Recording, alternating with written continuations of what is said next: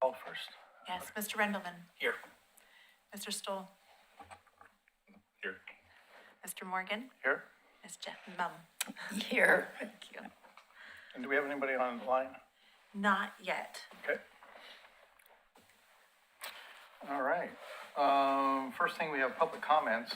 Do we have, these are guest speakers or these Guest are comments? speakers, Okay. yes. So do we want to skip through that? Well, we don't have any public comments, and then we have approval of the minutes, and then we'll move on to the presentation. All right, next is the approval of the minutes from the January 8th, 2026 meeting. Do I hear any corrections that need to be made before? Move to approve. A second. All right, all those in favor say aye. Aye. Anybody opposed? Hearing none, motion is passed. I'm sorry. Can we repeat who approved and who seconded?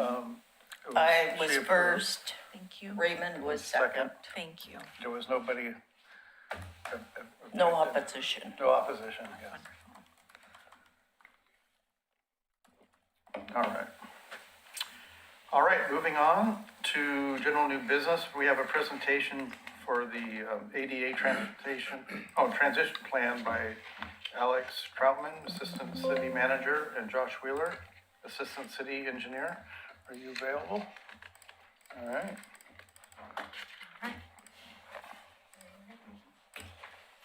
There's a clicker on the table.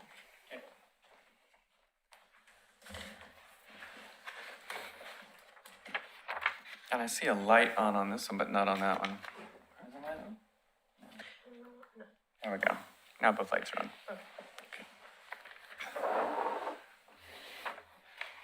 I'm trying to remember how it goes first. Okay. All right. Well, thanks so much for having us. We're here to present on our transition plan for the public right-of-way. So our agenda this evening is we're going to quickly discuss with you what an ADA transition plan is, why we're here, what is in our specific plan, next steps, and then we'll take any questions if there are any. Okay. So an ADA transition plan is essentially a master plan of sorts that we are required to have. The plan is going to provide an evaluation of services, policies, and practices as it pertains to ADA. It's going to create a prioritization of evaluation and implementation of those things that we're going to be updating, the schedule of implementation, public participation, which includes this evening, and then our grievance procedures. So when we say ADA, what we're talking about is the American with Disabilities Act of 1990. In 91, the Department of Justice issued regulations to implement the ADA, which included a transition plan. In 2010, the DOJ issued revised regulations adopting the standards for accessible design.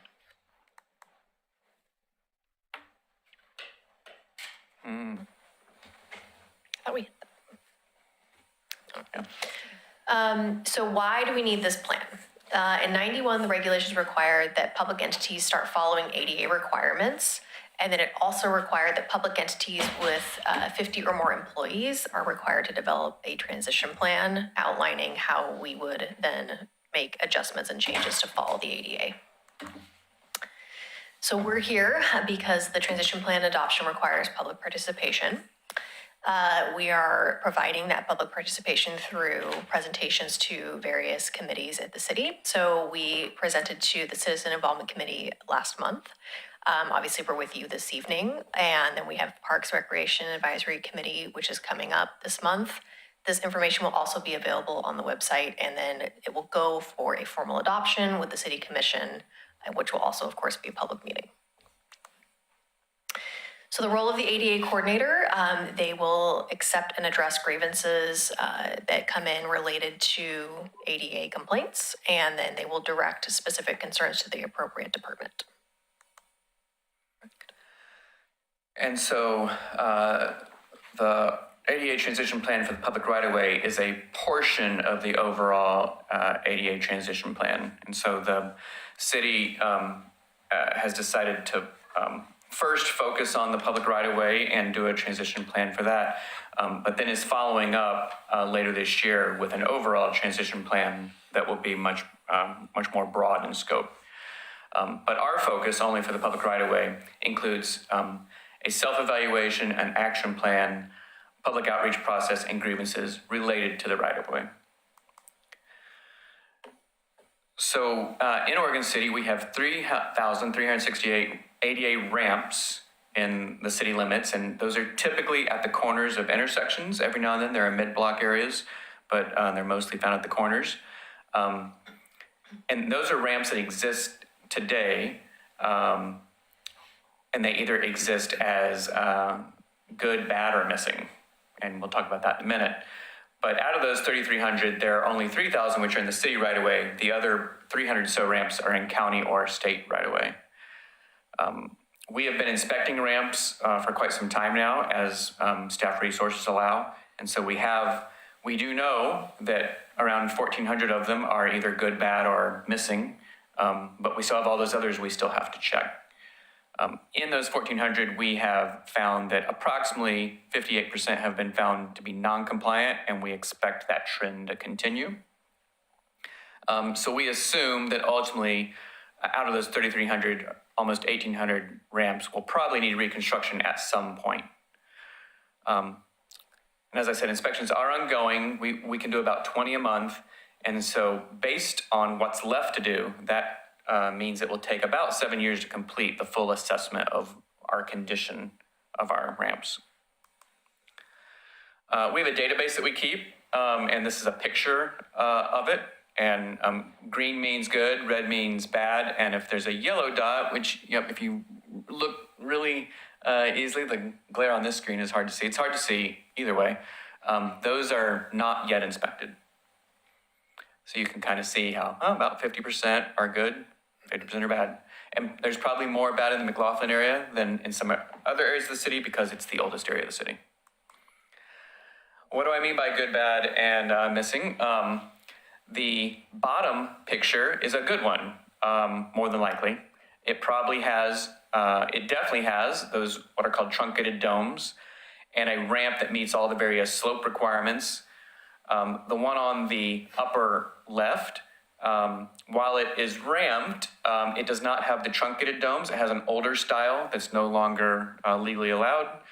And then the one on the right, upper right, is really, there's no ramp whatsoever for the most part there. Now there are other ADA regulations in the right-of-way. Traffic signals have to have certain requirements. Power pole locations have to make sure that we have at least 4 feet of space between the edge of the sidewalk and the edge of the pole so that a wheelchair and other users can get through. Same for light pole locations. Pedestrian signals have a lot of different standards for where the button should be, if it should have a audio to it, what its location is. Same for what we call RRFBs that I believe you're familiar with, or rectangular rapid flashing beacons. And so all of those are kind of on a to be determined inspection list. Right now we are looking at inspecting all the ramps, and this would have to come after based on the resources we have.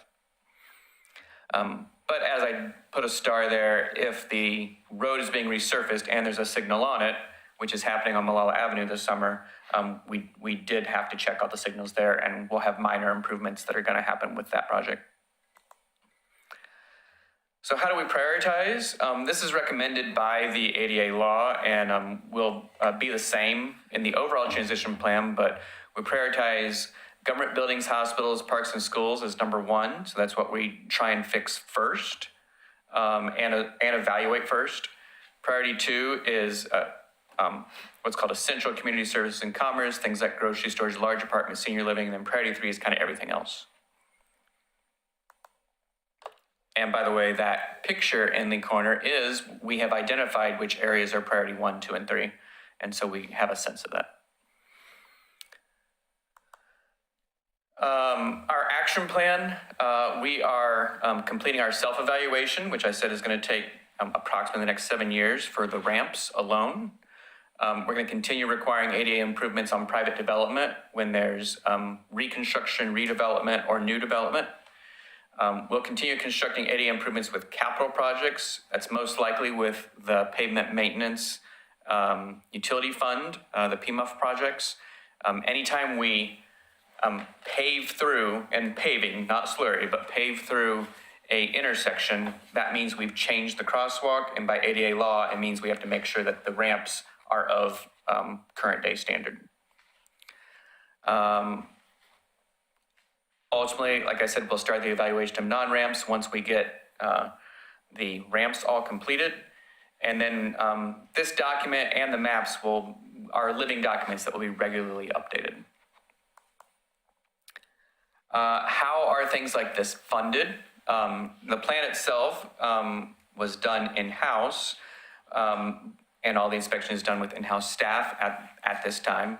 But to construct it, we use outside funds, and these are the various funds that are possible, but I will tell you that the one that's really used is the Pavement Maintenance Utility Fund. Gas tax really is caught up in other things that need to be funded, same with the registration fees. SDCs would be used if we were doing a new road like we did with Myers Road back in 2020. Grants are few and far between for this type of work. It would have to be a project that is part of a federal grant, not just for ADA. And then private development has to do their thing. So with the bulk of what you're gonna see on reconstruction of ramps is gonna be the PMUF program. What does a ramp cost? It costs around $10,000 a ramp. They're not cheap. We expect to reconstruct 10 to 20 ramps a year in most cases. This coming summer, it's actually much higher. It's somewhere 70, more than 70, because that's how many are on the road.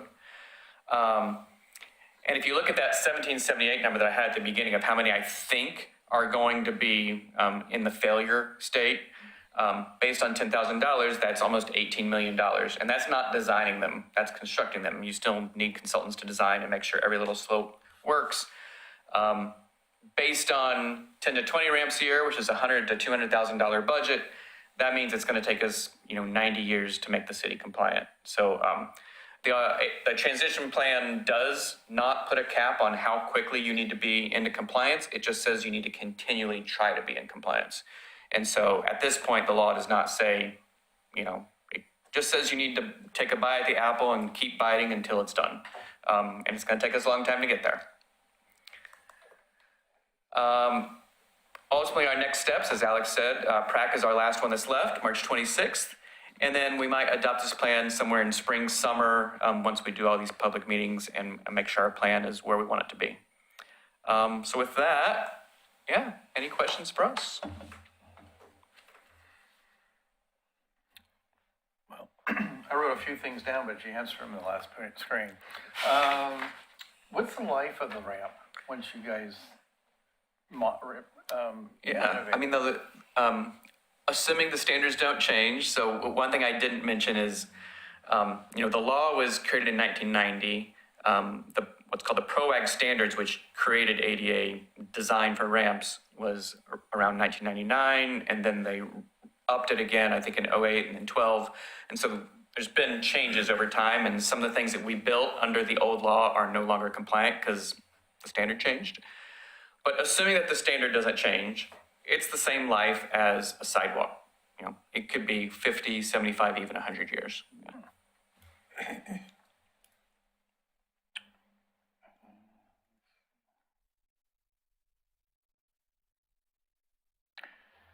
Can I ask?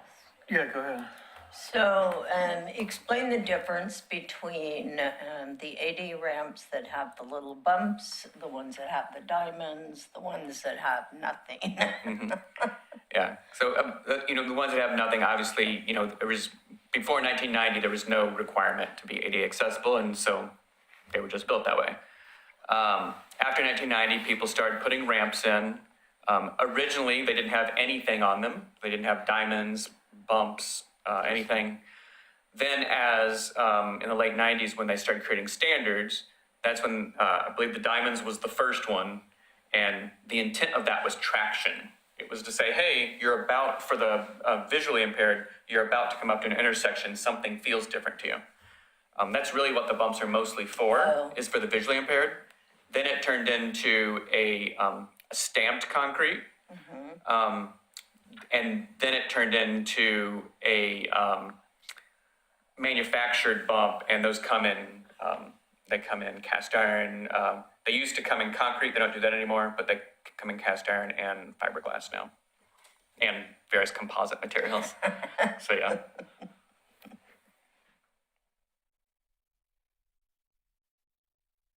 So do you feel that the funding source from state and federal is drying up on this? Or are they still allocating funds to draw from? Is that something over? This has generally been an unfunded mandate back when it was implemented in 1990. To create 88 transition plans was an unfunded mandate, and then to implement the transition plans was also unfunded.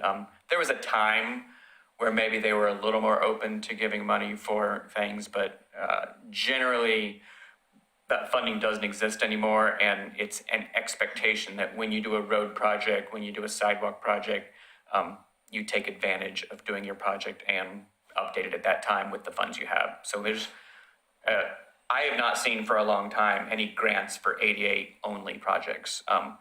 Now, I'll backtrack a little bit there. We had a little project 2-3 years ago downtown on 12th and 11th Street, I think it was, on Main, and we did some ADA ramps. That was a community development block grant through the county, and that was looking for safety and accessibility. And so, small grant, it was a very small number, but it allowed us to do 2 little intersections. And so we took advantage of the minor amount of money that does exist, but mostly it's on our own. So what do you think is the driving factor that causes $10,000 per pop? That seems like an awful lot of concrete expense. Yeah, so the reason is there, and I don't know the exact number, but there's anywhere from 10 to 20 different slopes that are required to be a certain tolerance on that ramp. You know, there's this one, an angle, and this one, and this one. You know, if you saw a picture, you'd see all these different arrows on it. Contractors, even though they've been doing these for years, still struggle to get them in correctly. And if you were to put 100 in, more than likely 33 of them will fail. On average, a contractor is not able to get them correct a third of the time. So then they have to redo it.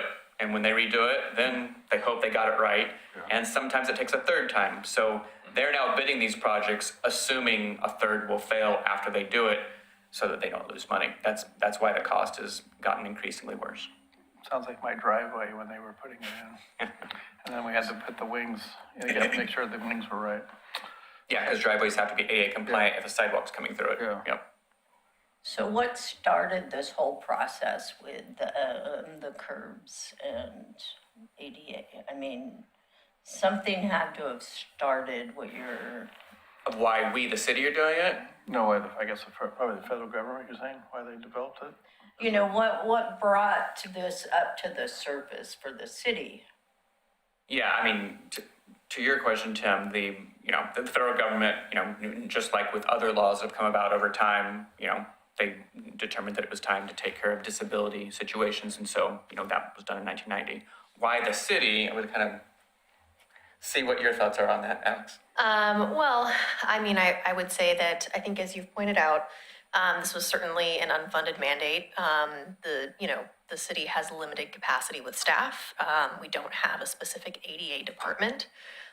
So I think what was happening up until recently was, ADA concerns were being addressed properly. However, they were being addressed through different plans. So we might look at it for parks, or we might look at it for, a public works related master plan, but not all consolidated in one document like it was supposed to be. If someone called and said they were having trouble accessing a service or program, we would certainly help them and make adjustments. But again, it wasn't organized in one specific department. It was done by whichever department it was most appropriate to send it to. And so basically we, double checked and found that, while I think we were following it in spirit, we probably weren't following it exactly like we were supposed to. So we made some adjustments. We designated an ADA coordinator. We put together a more explicit grievance process to make sure everyone's following the same thing. And then went about actually putting together these plans and pulling the information on ADA-related issues we already were aware of into a consolidated plan. And Josh put together this particular plan, and then we're going to go out with an RFP to get a consultant on board to do the citywide plan, and then this will be folded into that so that it's not a duplication of efforts, but it saves us some money and time along the way. But we'll pull what we have and have them help us put together a final product that pulls us fully into compliance. So again, I think just with it being an unfunded mandate and having limited capacity with staff, that's why it wasn't, done exactly as I think the law had envisioned, but we are, we're doing the best we can to pull that together, so. I would probably say that somebody, when they thought about this, was probably for the blind or visually impaired people putting the braille bumps. And then the people in the wheelchairs came along and said, we can't get over all these bumps. And how they, after they put all this stuff in, and then they realized they've solved it for one group of the disabilities group, and then the other group was now being more disabled because they couldn't roll freely through to the thing. So it's kind of interesting how when you start looking at these around the city, Sure. you have all different variations of it. Yeah, absolutely. And how they figure out at one point, when one of my mics being there, how they figured out what system on the concrete is going to work for both. Right. Yeah, and you're right, the federal law was 1990, and then they had to implement, and, which is, they called PROAG, and PROAG started in, I believe, the late 90s, and that was their first set of standards. And then they kept revising those standards over a 25-year period. And my understanding is they just adopted those standards, the U.S. Congress, last year. And so 1990, 2000, 25 more years. I mean, it's 35 years after the law was passed that we actually have a approved standard. Yeah. So they were all guidelines before that we were expected to follow, and now we're at a standard. Yeah. Interesting. Anybody else have any questions? Dayna, do you have anything? All right.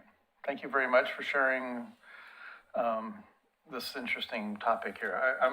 I knew they were expensive, but I didn't know how expensive they were. And it's when you look at $10,000 a curb, and you got 4 curbs in an intersection, that's $40,000.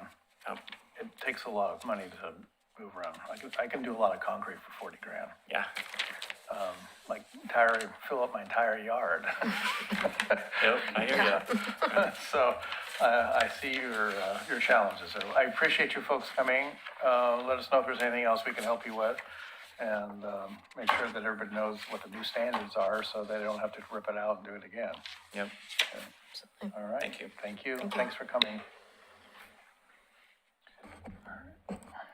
All right, let's see. Our next topic is presentation on the roles and authority of the High Functioning Advisory Committee by Jakob Wiley. All right, boy, he's up in a hurry.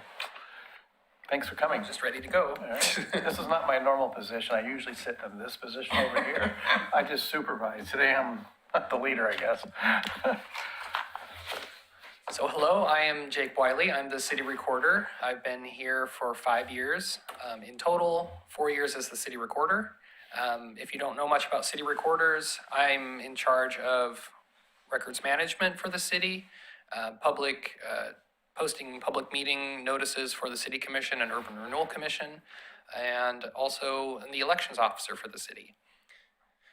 I'm here today to give you kind of an overview of public meeting law, advisory committee roles, and that kind of thing for Oregon City.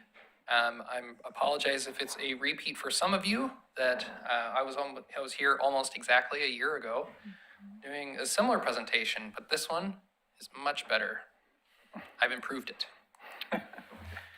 It's pretty hard to read for this projector, but what makes a city committee tick? So these are kind of the foundational documents of our city committees. The biggest document, the most important document, is the city charter. Next to that is the city code, board and committee commission, or the boards and commissions orientation manual. This is a typo. It should say the Transportation Advisory Committee bylaws, but that's okay. And one important thing about advisory committees is that they serve at the pleasure of the city commission. They are told to hold meetings, approve meeting minutes, and vote on recommendations and or advisory suggestions, and ignore that last point. So I kind of made this flow chart to kind of visualize how policy and direction moves within the city. So the city commission's there at the top, and they provide direction and priorities to all of the lower components like staff, advisory committees, and the public. Going up this chart is how the city organizes input, refines policy, and provides expertise. So the advisory committee's role in that is to provide input and expertise to staff who brings stuff to the city commission that is improved and hopefully worked through and has the best feedback available. So your role is to kind of act as experts on specific things that, TAC talks about. So the way policy kind of develops is kind of like a big circle. The city commission determines goals, creates policy, and determines budget priorities. The city staff carries out that policy and develops draft policies for the advisory committees to review and provide input on. That goes back to the staff. We gather in for more information and provide recommendations back to the city commissions, and then the wheel keeps turning on and on. Things to keep in mind as an advisory committee: the committee takes action as a group and only as a group. Outside the committee, you should only represent your own views and not that of the group. Elected officials are democratically elected to determine the city's goals and desired outcomes. In contrast, appointed officials like yourselves assist officials in improving and achieving the city commission's goals using their expertise and broaden the connection with the community. If you're passionate about a certain subject as an individual person, that TAC doesn't or can't pursue, you can communicate that with your elected officials as an elector, but staff must follow the commission and city manager's direction. Just things to keep in mind. Committee members as public officials. So under Oregon law, you are currently a public official, which also includes employees. Public officials cannot use their promotion for personal gain. That means bribes, essentially. Public officials cannot advocate for or against any measure while serving as their role in an official capacity. So a measure is something that's referred to the voters to vote up or down. Example, the Arts Commission recommends a ballot measure to amend the city charter to add a dedicated arts commissioner seat to the city commission. As TAC members, you might have strong feelings about not getting representation on the city commission as a TAC member. After the ballot title is referred to the voters, TAC should not make any further statements about it until the election is over in your official capacity. So if that came up as a discussion during a public meeting, you shouldn't talk about it because it's being currently referred to the voters for discussion, for voting. So here's a group question. During a meeting, do you discuss the support of a ballot measure referred to the voters that adds a TAC member to the city commission in the charter? Is that a problem?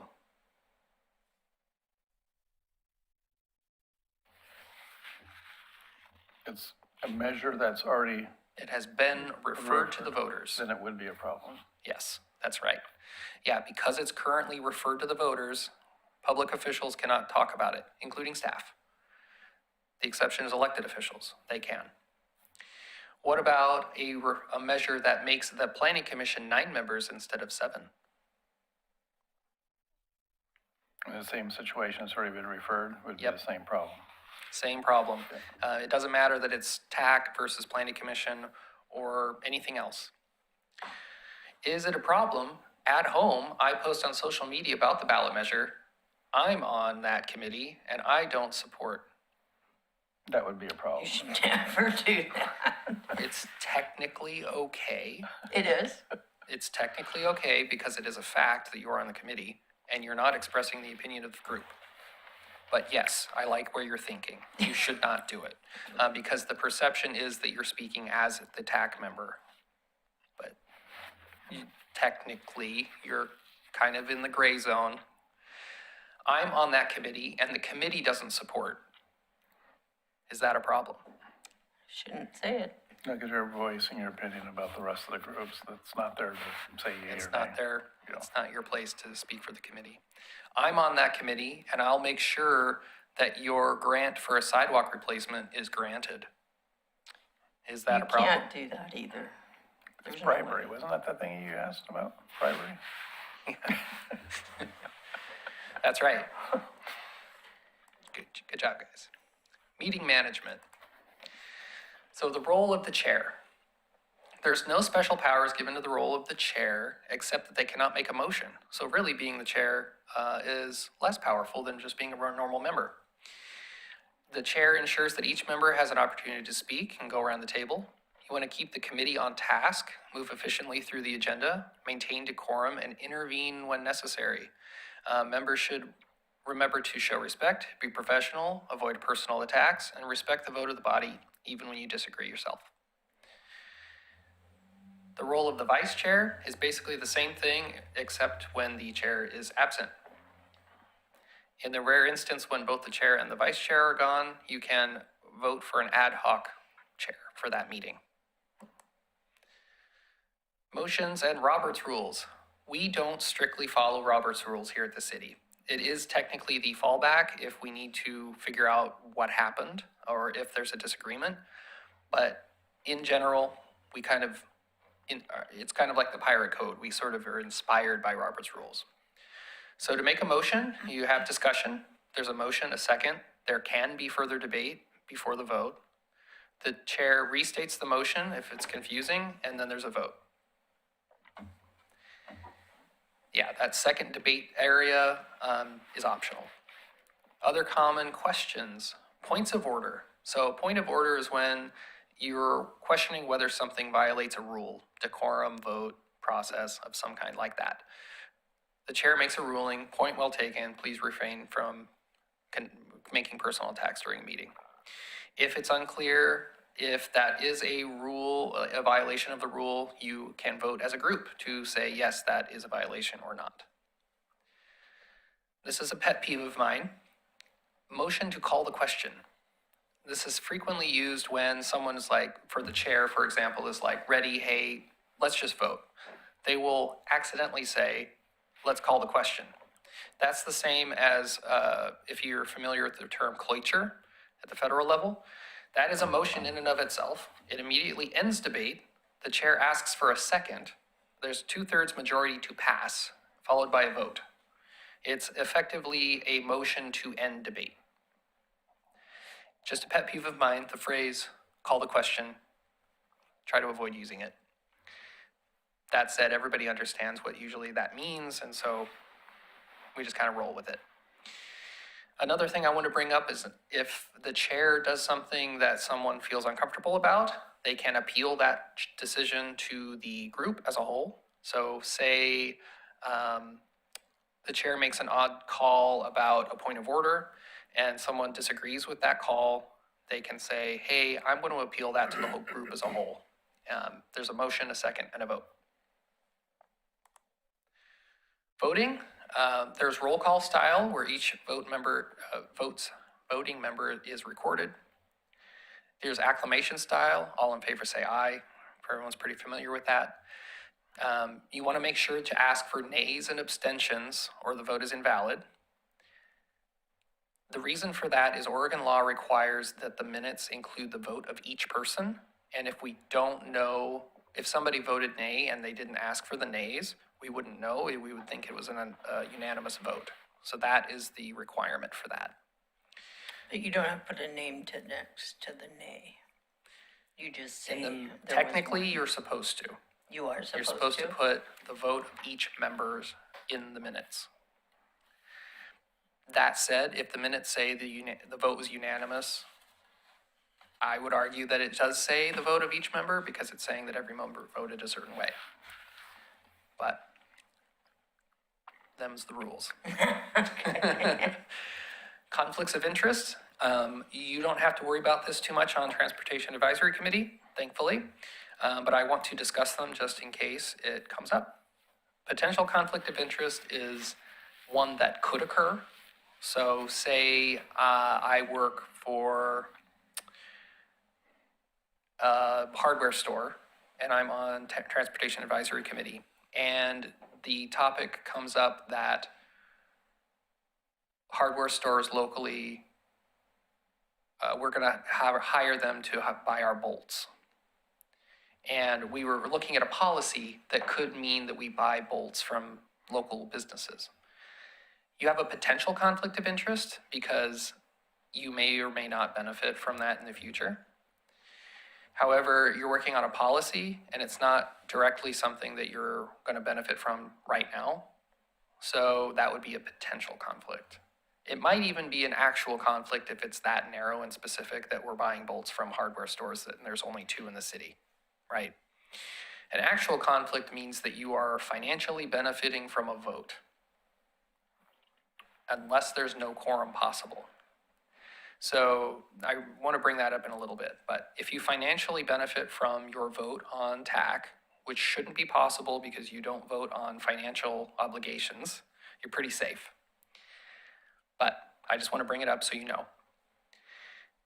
There is a caveat to that. If your vote is critical, like tonight, where one person, if they weren't available, would mean that you wouldn't have a quorum, that person is allowed to vote, but that's it. They cannot partake in any discussion or anything else. They have to just sit and vote. Yes, no, but can't say anything else. Public meetings. There has to be public notice for all meetings. Meetings must be open to the public, and minutes must be created for each meeting. A quorum is more than 50% of the governing body. There's an update for the next bullet point. Very recent update. Deliberating includes any discussion or communication that are part of the governing body's decision-making process. And it can include identifying or selecting the nature of a decision to be made. Gathering information is currently part of that. That's changing in the future, and I'll get to that at the end of this presentation. Identifying and assessing alternatives, weighing information, and making a decision.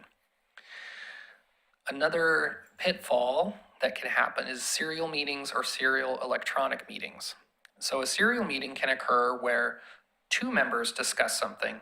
One of those people talks to another person, and you add enough people to that conversation outside of a public meeting that it adds up to a quorum. And what you've done at that point is you've deliberated outside of a public meeting. It doesn't even have to be at the same time. So say 2 people talk on one day, a week later, one of them talks to somebody else, and it chains together. You can violate public meeting in that way.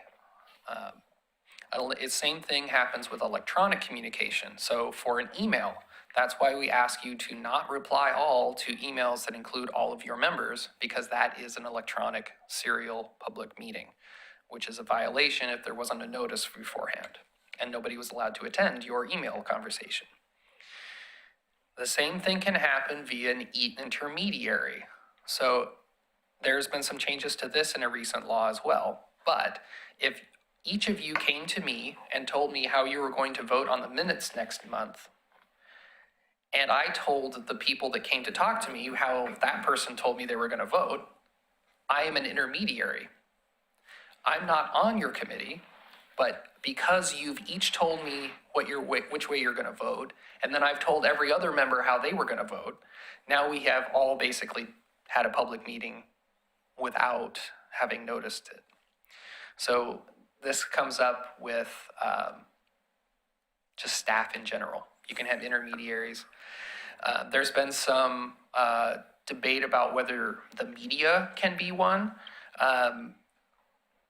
That was addressed with the legislature in recent new statute. Hasn't been signed by the governor, but it's been brought up.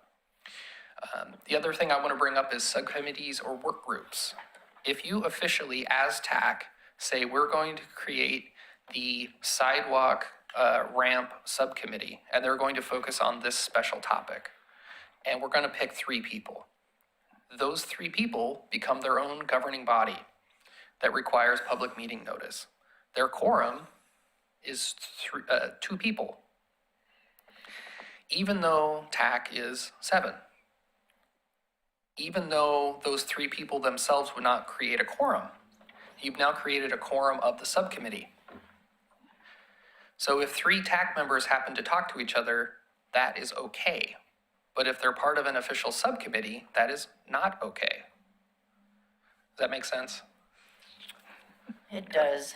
I might be So you making. don't want to make it a work, like a subcommittee. You want to Right. say you're going to get together and talk about, If you're just 3 people that are serving on TAC, you And we can wanna talk talk. to each other. But Yeah. if you're on a subcommittee or a work group, then then you it's a are. meeting. Then it's a new group.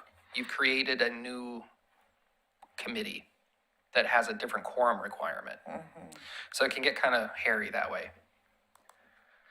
So enforcement, the Oregon Government Ethics Commission enforces public meeting law violations. As of today, members of the governing body are liable for violations, not the city. However, there's been an update, so I'll get to that later. Penalties, there could be a civil fine for $1,000 maximum, letters of education, and required training. Group questions. Is this a problem? During a public meeting, I can text my mom. Technically, that's okay.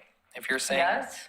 it's for public meeting law, it's technically okay. We have a policy in general in the city to not use electronic devices when you're in a public meeting for the chance that you're discussing something that's on the agenda or part of TAC, and that means that your private device becomes a public record. Yes.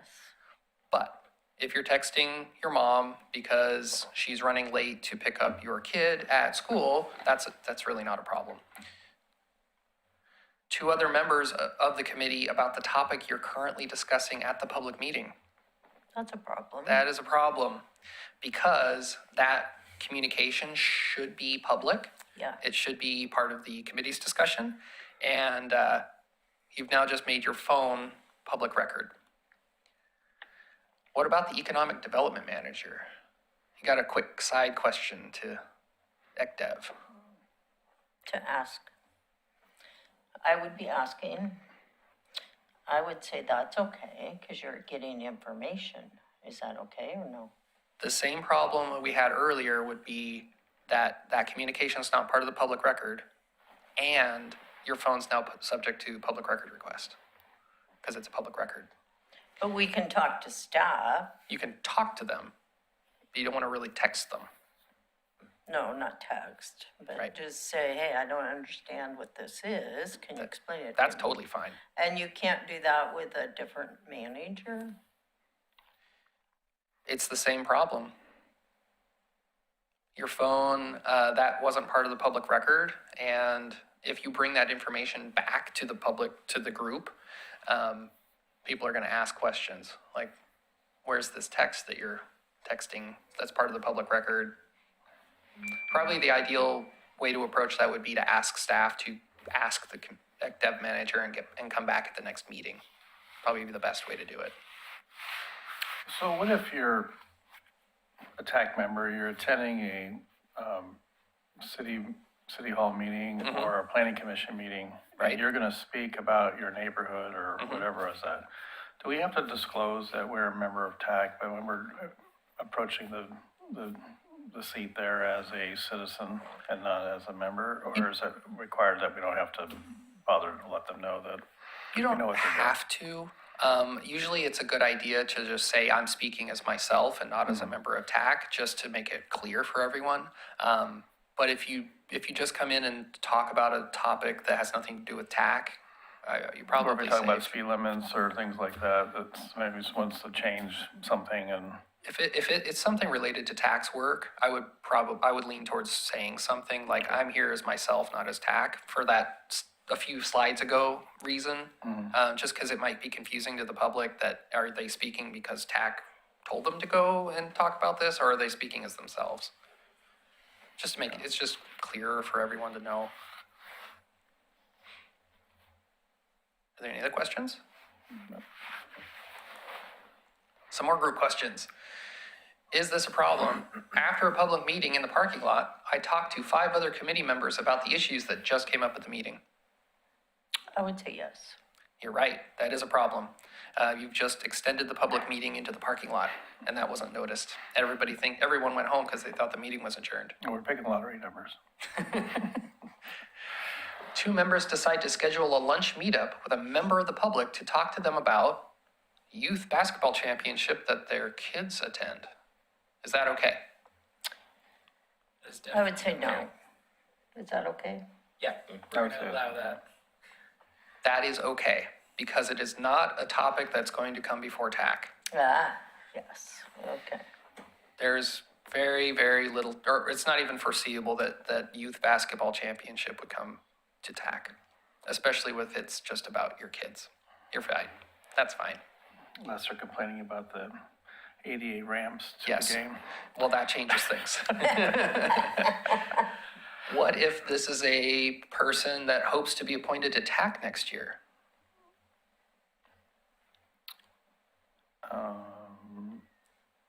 They might want your input on what your experience has been on TAC. I don't think Since they that haven't would, filled out an application yet, then I think it'd be okay. They have not filled, in this hypo, they have not filled one out yet. And it's also important that in this hypothetical, it's 2 members in a lunch meetup. So it's not a quorum. Right? Yep. So, yeah, go ahead and make a ruling, Jacob. My vote is that this is okay. The only danger is that, say those 2 people start talking to other members of TAC about this potential appointment, and because you recommend appointments to the city commission, or excuse me, to the mayor, the issue will come before you. So you start triggering those issues. I think that this is a good thing. I think you should be able to meet with people and talk about whether they want, whether they want to be part of TAC. Recruitment is always appreciated. But just know that there's that caveat. If those 2 members start talking to other members, you can start running into serial meeting problems, because it is an issue that would come before you. The other thing to think about a little bit is the appearance of bias if you become too friendly with this applicant. But it's just something to think about. Is this a problem? A committee has 9 members, so I've spaced this out because it's kind of a lot to work through. Member A emails members B and C working on a draft document for their current committee topic. So say you're working on a draft policy of some kind. Another member D holds a sign up in protest against the current topic across the street, which is seen by member E. Member E then texts members A about member D's protest and his thoughts on the sign 2 weeks later. Is it a problem at this point? Step A. Member A emails members B and C. Is that a problem? No. You're right, that's okay, because it's not a quorum. What about next? Another member D holds up a sign in protest against the current topic, which is seen by member E. No, it's not a problem, right? Right. Because right now, those 2 groups have not crossed. But what happens when member E texts members A, I wish that S wasn't there, I keep saying it, member A about the member D protest and his thoughts on the sign 2 weeks later? Yeah, because now he's intersecting with Group A. Yep, those 2 subgroups have now merged together, and now you have a quorum discussing a single topic. So this is kind of a ludicrous example, but technically, that is a violation. So it's kind of to show you how member A, B, and C had nothing to do, or excuse, like B and C, had no awareness of the poster or the sign, yet they are part of the group that goes to OGEC and gets in trouble. They had no knowledge of what was going on. So what if they talk about everything in the messages again at a public meeting at the next one? Does that fix it? I don't think so. No, they're still in a violation. There is some revisions going through now where there's like a remediation process, but that's brand new, and then that's in that new law that I was talking about. What if they submit their emails, signs, and texts for the meeting record? Does that save it? If they submit it, then it becomes a record, yeah, that's okay. They can, but does that protect them from public meeting law violations?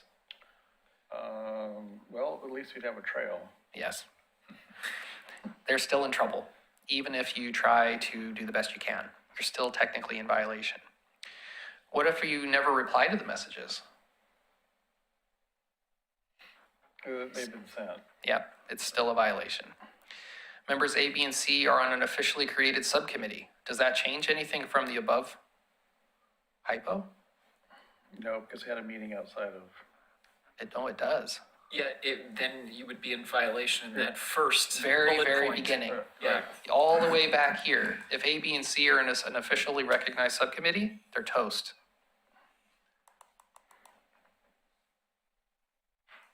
All right, so here's the bonus. Do these same rules apply to the politicians?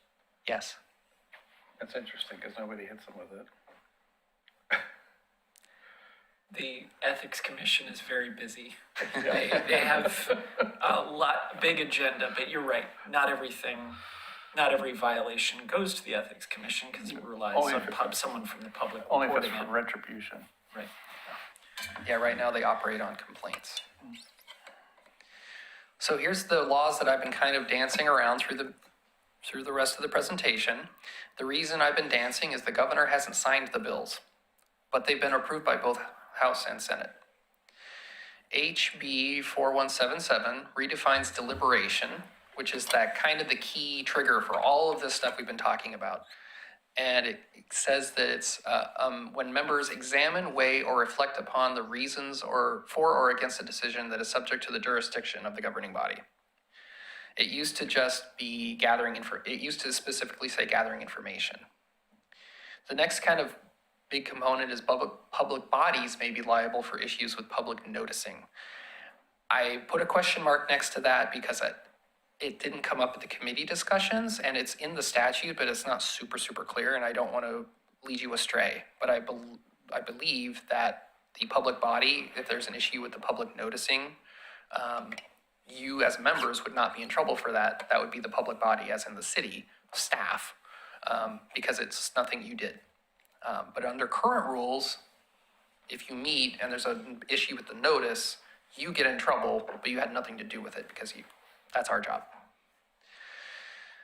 The exceptions to public meeting requirements for communication between members that are related purely to a procedural matter and convey no deliberation or substance on the matter. These are exceptions now to public meeting law requirements. The E, communication contains only factual or educational information, or that share the views of someone other than the member of the governing body, including but not to publish articles or constituent letters. This was intended to address the issue with the news media as being an intermediary. There was a concern that somebody who read a news article and forwarded it to the other members of the body saying, look at this news article that was published yesterday. Did that news reporter just act as an intermediary between different members?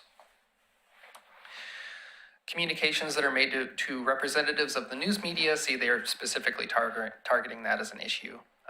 They were worried that public officials would stop talking to reporters.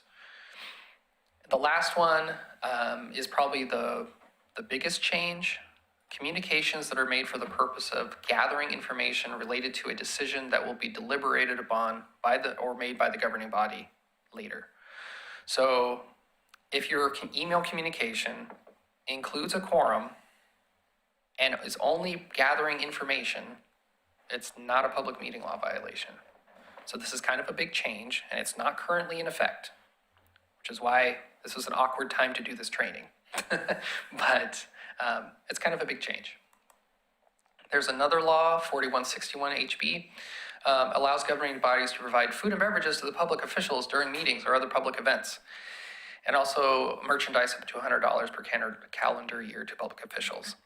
There was an interpretation, I don't know if it was about a year ago or more, that providing food to volunteers, like advisory committees, needed to be included in their compensation package. Otherwise, it would be a bribe, essentially, unless it was part of the compensation package. So when that ruling came out, we as a city adopted a policy that included food and related things as part of the compensation package for volunteers.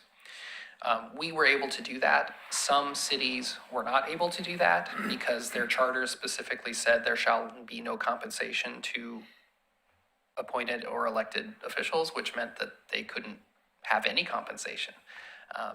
But this law basically undoes that interpretation and adds an exception to the without compensation rule for food and up to $100 of merchandise, like jackets. So to round up the takeaway, what's the first rule of TAC? Don't talk about TAC outside of public meeting. I thought it was funny, but if anybody's seen Fight Club, you know the reference. All right, well, that's it for my presentation. Thank you for having me. Here's your chance to answer some questions if you have any. If there aren't any, ask your questions. I think they saw that Curb Your Enthusiasm one where they were giving water to voters standing in line, and then the guy's in trouble for bribery. There was 100 and some degrees outside. Yeah. It was a pretty funny episode. You know what? I did have a question. Call to order, or call for the question. I want you to explain that a little bit better, please. So there is a motion under Robert's rules called motion to call the question. And I don't think some chairs of some groups will say, okay, I think we're ready to vote, let's call the question. I don't think they know what they mean when they say that. Really what they say is, are we ready to vote?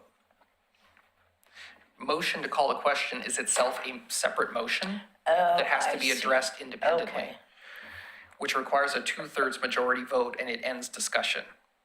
So it's really a motion to end debate, or cloiture, if you're familiar with the federal level. So you just want to say, call the question? No, you don't want to say that, because that's a motion. What you want to say is, are we ready to vote? Oh.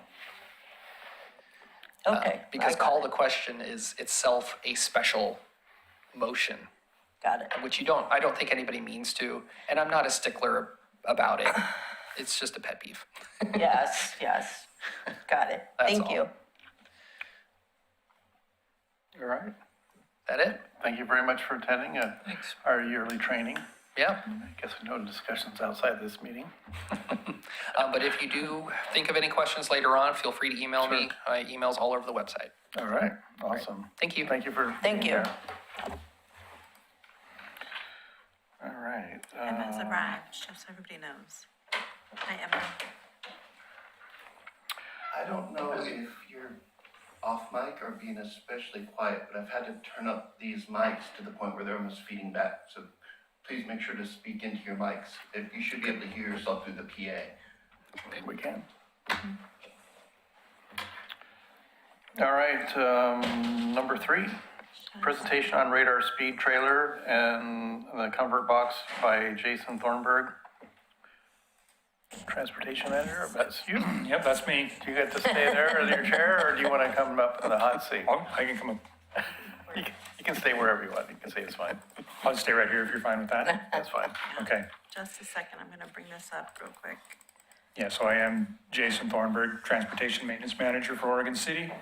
I'm coming back again. There was some talk about some questions the last meeting regarding some radar trailer stuff, and just coming back with an update from what I just put some stuff together from what we had, and then we did we put the Covert box out on Gaffney Lane, because that was one of the questions that was brought up, and I brought that information.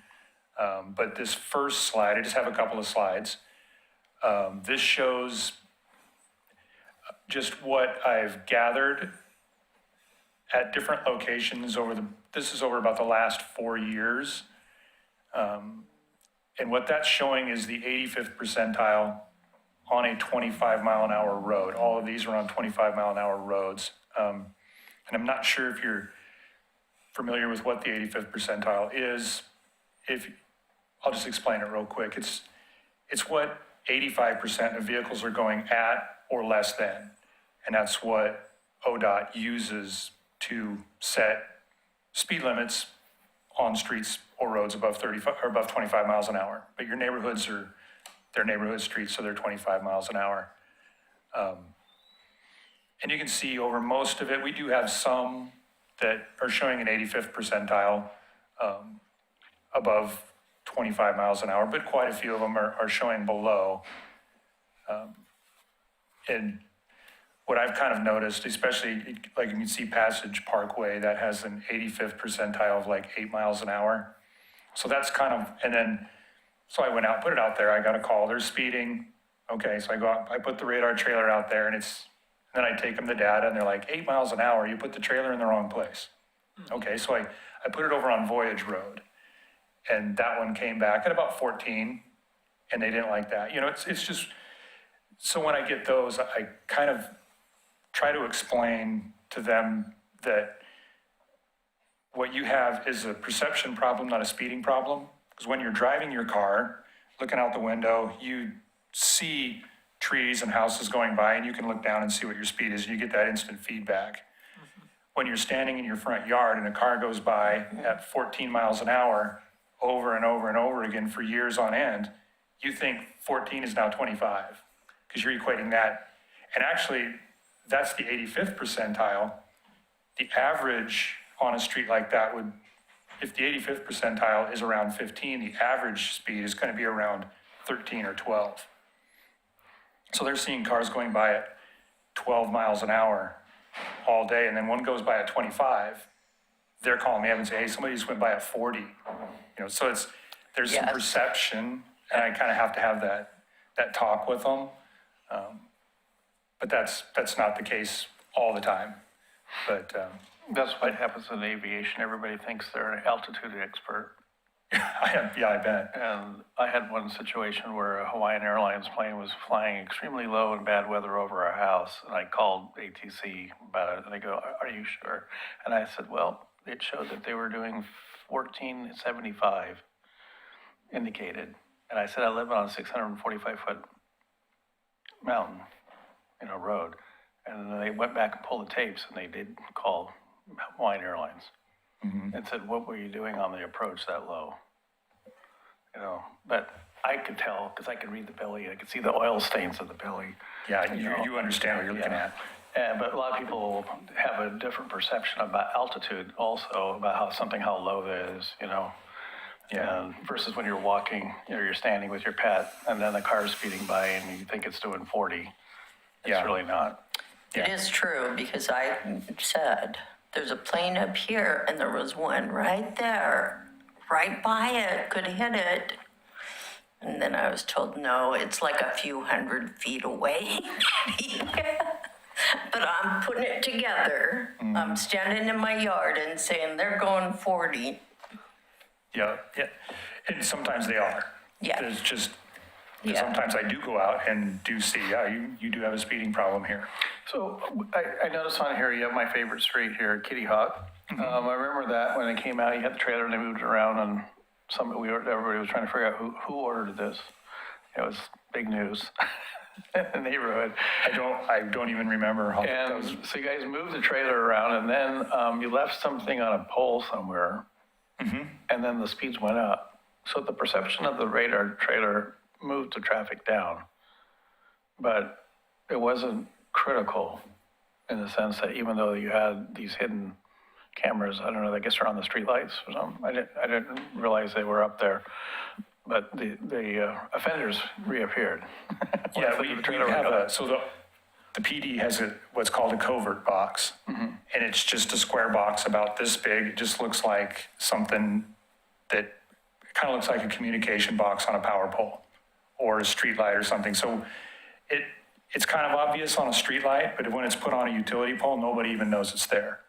And that's what we put on Gaffney.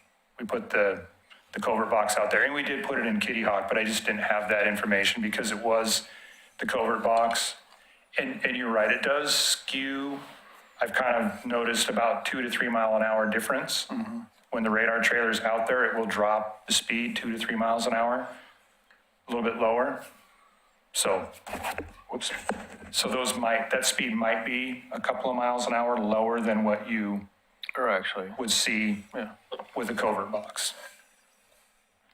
so do you ever done a study who had the effectiveness of the permanent ones that are mounted? Let's say like on Holcomb by the market there's a speed sign and then it starts flashing when you're doing more than 35.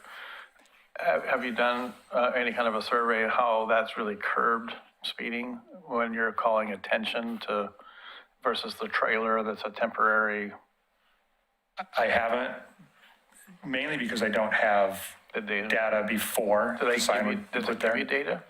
What's that? Do those give you data of the number of vehicles that are traveling faster, that are causing it to say slow down? That sign on Holcomb does. Yeah. We have that sign that does. There's the sign on Washington, right around 9th. That one does not. That's an old sign. There's one on 5th, right by Jackson. That one does not. Then we have a couple that we move around. So the one on Holcomb, we used to move to Warner Milne and some other places, but it just hasn't been moved in a while. And then there's one on McCord that's mobile. We move that around. And one on Partlow, we move that one around too. And those are old and they do not collect data. So if you were to purchase more of the boxes that do give you the data, and you were to establish them in prone complaint areas instead of using the speed trailer, what are we looking at in cost to create one of those things with a solar backup? With a solar, they're like about $8,000 or $9,000 each for a sign with a solar panel and a battery. They're about $8,000 or $9,000. A trailer probably runs 15 to 20. Do they ever go on the discount rack? I wish. I wish too. Yeah, they're fairly expensive. The trailers, you mean? And even the signs. Yeah. And if we were to buy a new sign, all the new signs come with data collection now. That's just like a standard thing. I just want to make sure I'm understanding this data correctly. Let's say we were going to put like a red light camera, speeding camera on Boynton Street. And currently those drivers are going about 25 miles an hour, 85% of the time. So if there are 1,000 people, for every 1,000 drivers, there are about 150 that are speeding there. So the speeding camera could give tickets to 150 of those drivers for every 1,000 of them that go through on Boynton.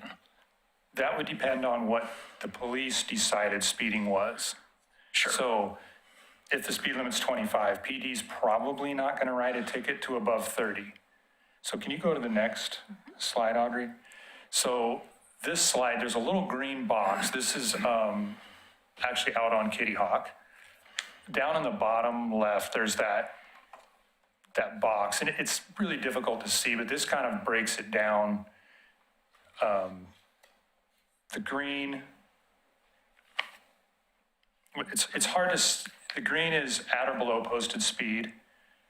And then the yellow is at or below posted speed plus 5. So if the PD said, we're not going to write any tickets until you get above 30 miles an hour, you can see there's almost no orange or red. It's almost all green or yellow. So PD probably would not write any tickets on Kitty Hawk. Right. Now, that would be different on the Gaffney one, because I think the Gaffney speed, the Gaffney speed is definitely higher than this Kitty Hawk speed. But so it would be based on what PD set as their threshold for writing a ticket. So it wouldn't necessarily be 150 that just because they were going over 25. Totally. But I just wanted to make sure I understood it in principle. Yeah. Okay. Yeah, technically they are speeding. They are going over the speed limit, yes. Well, we know who the speeder was on that area, but needed to prove it. Because you look at it, it says the average speed was 15.7. Generally, the population is staying below. And we don't even have signs that tells us how fast we're supposed to drive down our street. Yeah, we don't typically have speed signs in neighborhoods. Yeah. Yeah, they're just, it's the basic rule. Well, you have to ODOT remind says- some people the basic rule. We've had an HOA meeting, said people didn't know, what is the, how did you get your license? Yeah. So, interesting. This is what the, I just wanted to put this in because this is what the radar trailer, So, give me maybe a suggestion. When you have these neighborhoods that come in and they complain about the speed, and then they want to put a traffic hump in, those are 10 grand, I believe, or more. yeah, Maybe purchasing one of these camera boxes, you know, the boxes that gives you your current speed, is a lower cost alternative to force people to slow down. yeah, it could be. Instead of digging up the street and putting a hump in there, and then having to maintain it, and then having a problem with emergency vehicles and all that other stuff, maybe the city should look at that as an option. If we get a great volume discount on these things, we could just put solar power up and tell people you're doing, you know, X number of miles over the speed limit, you know, slow down, and use that as a deterrent. Yeah, As the first deterrent before we put in this humps. yeah, and I don't know, that would be Isn't that what's on Lynn Avenue currently? on Lynn Avenue. As you come around that corner? Yeah, on Lynn and Fifth at Jackson. Yeah, Yeah, there's one there, yeah. and that's what that does, right? Mm-hmm. That's what you're talking about? It doesn't collect data, but it does Yeah. display the speed, yes. But there is one on Holcomb, which is a very busy street. I don't remember, I think it's 40,000 cars a day come down that street. And they have a spot where everybody really starts to really pick up their speed. And it does, I mean, it flashes and says, you know, watch your speed, and you see people really do respond to it. Because you're coming down a hill, it's almost a mile downhill, and you're on the brakes the entire way. I don't know if that would be kind of Dayna and would have to make the decision on that, if that's a direction that we would. So I think the next time we get an application for a hump, speed hump, we might want to look at the cost factor savings, maybe of just doing the light, the radar with the sign, the speed limit, and then the sign you're going too fast. And Or- then no data collection? And then they have the data collection, Yeah. then you could really see then like how many offenders there are really there. Yeah, I think one thing you'd want to think about is it a neighborhood that has a neighborhood association or not? If it doesn't, then who's going to maintain the sign if it goes bad? Yeah, Or, because the solar panels do sometimes go out and batteries do need to get replaced every few years, if it's a solar powered so one. isn't that the city's problem? If the neighborhood wants to put a sign in, buys a sign, I mean, that would be, there's a lot of things to work out. Does the neighborhood buy the sign and give it to the city and then we maintain it? Does they, you know, there's a lot of questions There's a that would lot have of to get figured out. questions, yeah. Yeah, Emma has a comment. I'm gonna unmute her okay. or ask her to. Oh, there we go. Try again, Emma. There you go. Okay, thanks. First of all, I apologize to my fellow commissioners for being late. We're on spring break, and I'm in a different time zone. I just kind of lost track of the time. Anyways, my wife happened to be listening to this while we were on here, and she was wondering if the city's ever thought about doing those signs. Like, have you ever seen the ones they have in Aurora? Like, if you're going out of Aurora toward the interstate, and they have these signs, and they say like, "Good job, great job," and they're really positive. Like, they have positive messages if you drive the speed limit as you drive past the sign. Oh, it's a radar sign, it's a feedback It's a sign, radar it's, sign. Yeah, Yeah. and sometimes they'll do like a smiley face. Sometimes it says "Good job." They're really cute. that would be something, so our current signs can't do that.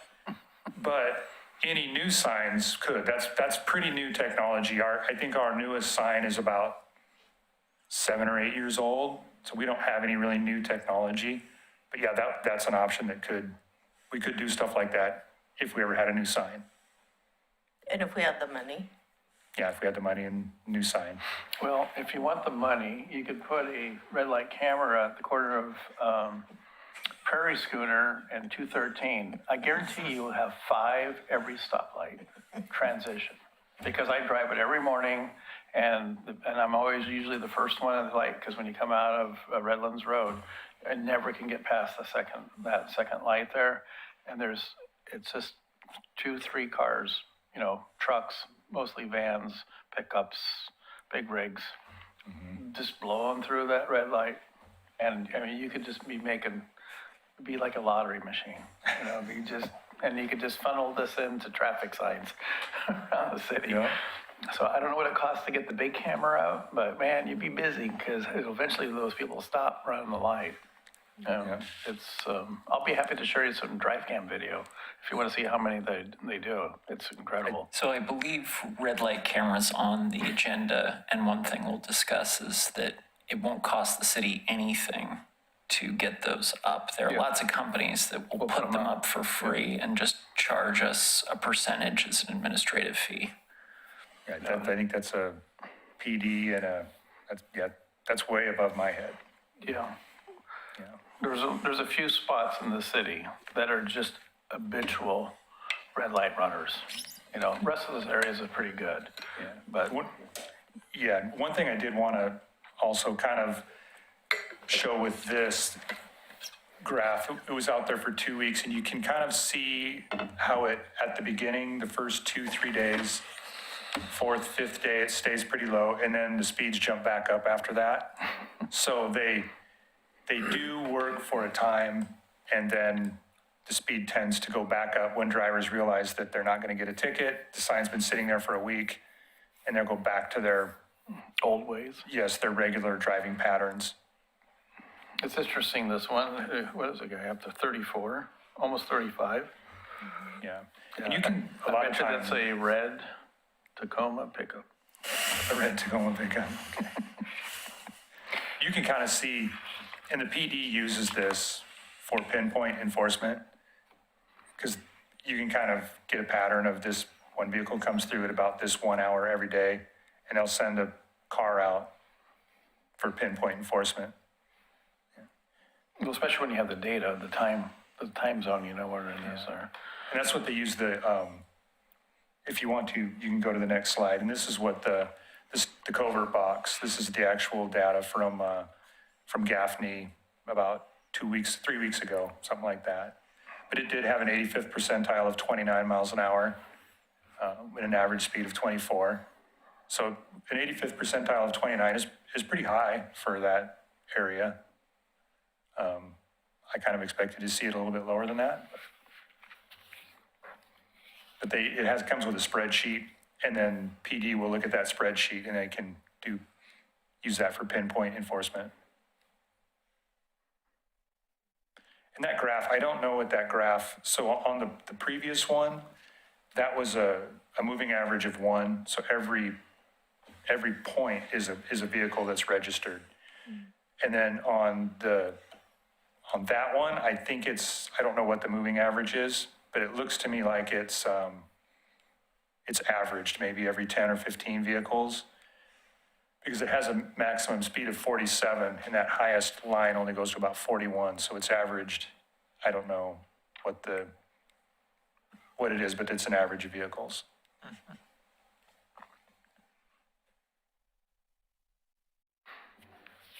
Yeah, you might want to be, if you look at one, I'm putting another thing on speed, that the city limits sign on Holcomb. I'm sure you're going to get cars hitting there at 65, and then it goes to, was it 35? I think is the speed limit now. Mm-hmm. It's insane how fast these people are going on. They're on the county side before they hit the city limit side. And even though you got braille bumps there, they're still flying. Yeah. They're just missing the wings off the side of their doors to take off. It's crazy. It's the hover car. Yeah. And we do have, we haven't really been doing it too much lately, but we try to rotate our radar signs through and move them to different neighborhoods as I get complaints in different areas. And then we can rotate those signs through. The trailer we put in one place for 2 weeks. The signs stay in a place currently, they've been there for a year, but typically I like to leave them in one place for about 3 months and then move it. And then bring it back again 6 or 9 months later. So when you do remove it, do complaints after it's been there for that period of time, do they seem to go down until the old behavior comes back again. I mean, do you adjust behavior? Do you find that it's an effective treatment for bad behavior? Yeah, it is to a point. Like, it reminds the people that are going to obey the law, you know, the ones that aren't, don't care. They're gonna go the speed, they're gonna go anyways. They don't care what the sign says. But it does remind, it's a good reminder for people. And moving them around, we can move and remind people over here and then over there and then around. And that's what's good about the trailers. We can put it in a place for 2 weeks, then move it to a different place. And there's almost always a waiting list for it. And how many of these trailers does the city have? One. Just one? We have one trailer and 3 portable signs, including the one on Holcomb. And that's the only one that can go to, so the trailer and that sign on Holcomb, they're programmable. They can go on a street at any speed. The other 2 or 3 signs that we have are old and they're not programmable. They can only go on streets that are 25 miles an hour. Interesting. Learn something new every day. That was all I had. All right. Any other questions anybody have? All right, moving on. Looks like Dayna Webb is up for the overview of the committee's role of the Public Works Director. We may have skipped, so we have, and maybe I wrote it out wrong, but we're gonna do an update. You had presented and spoken with the city commission Yes. about the annual report and the Yes. goals. Was there any feedback? Was there anything that you wanted to share? And just What I do share with recall us. is that they were impressed with our report that we had sent to them in writing. They said it was very complete. Good. And it was very informative, and I was like, okay, do I really need to be here and tell you? But they had a few questions. I don't remember, Dayna, I think she wrote the notes down on it. There was one thing from the mayor that she wanted us to check into a specific street that had a blind or obstruction at the corner. And I sent that to you, and I think you responded, so somebody in transportation did go out there and look at it. But it was well received, and we didn't have too many questions because the report was pretty detailed. So So I I might think we just did our job. walk through the 3 pieces of feedback that I had written down. As part of that update, we had shared the update that we had received from Clackamas County on the shuttle. And so at that meeting, a request was made by the city commission to get an update on the shuttle. So that has been provided to the city commission. Additionally, a comment was made that the shuttle doesn't go by the new apartments at Highway 213 in Beaver Creek. As part of that shuttle update, it was noted that although the Oregon City route does not stop there, the Estacada route that comes in to Oregon City and connects at the community college does stop on Maple Lane at those apartments. So those folks would have an opportunity to connect on a shuttle, get over to the college campus, which really acts as kind of almost like a transit center for all of the small rural providers that come into town, and then can make that connection. And then the site distance issue noted by Mayor McGriff was at Laurel Lane and Holmes Lane, and I think Jayson's crew went out and took a look at that. So all of their kind of follow-up type of comments have been addressed. Awesome. Good job. All right. What was the addition with that, when the mayor had that intersection? There was a hedge. So when you come up Laurel Lane to Holmes, there's a hedge on the left. Right. And when I went out and looked at it, I think code enforcement had also heard about it. Because I think they'd already knocked on the people's door because the first 20 feet of the hedge was already removed. 20, 30 feet of hedge was gone. Well, they got Yes. the memo. Okay, the neighbors or the code enforcement already talked to the homeowner and they'd already removed the hedge. Nice. All right. Number 5, update presentation on the city commission on the committee's 2024 annual report and the 2025, 2027 goals bias. That was all part of that same meeting. So, So we're going back to number 4 on our printed out sheet here, Tim. oh, no, I'm reading number 5.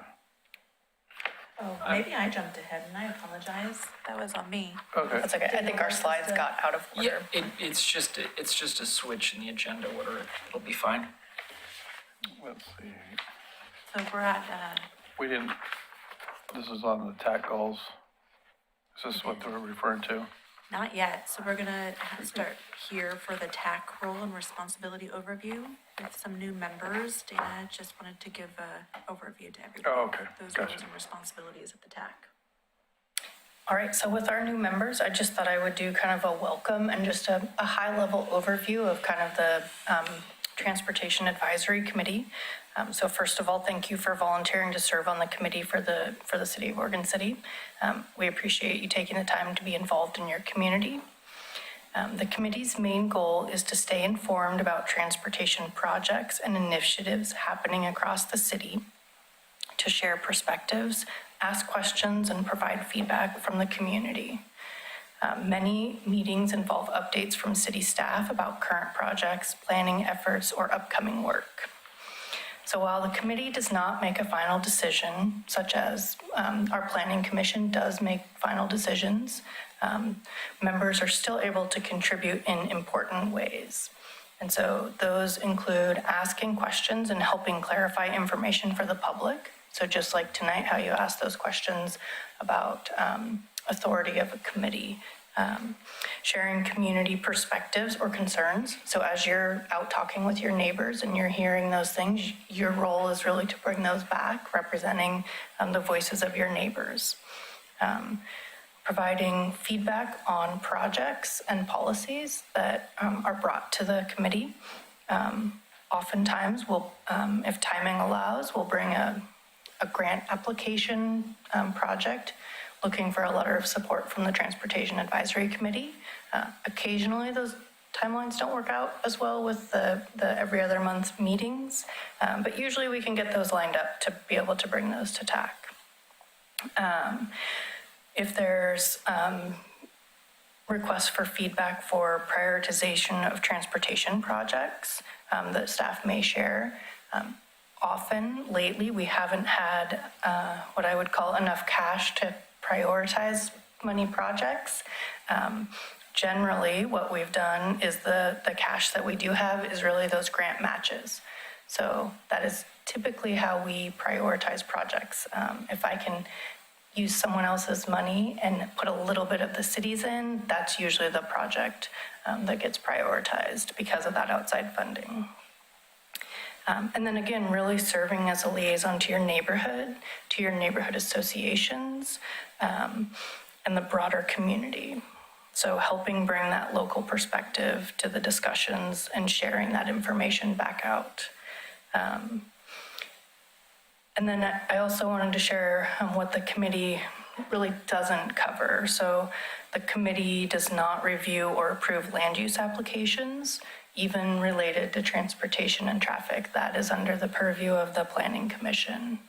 There have been times in the past where the Planning Commission has come to Transportation Advisory Committee looking for Transportation Advisory Committee to make recommendations on policy type of documents, but not land use applications. The decisions made at these meetings are generally not a binding decision. It isn't like the budget committee where the budget committee is making a recommendation to the city commission. And even in that case, it's not a binding decision. So just kind of understanding how the transportation committee might be different than some of the other committees. And then in general, the committee does not direct staff work or approve funding of projects. There are opportunities to make suggestions, but again, I think as kind of Jacob's slide showed, staff is really moving forward with commission directions. So there are times when the committee could make a recommendation to the city commission on something. So those are just a few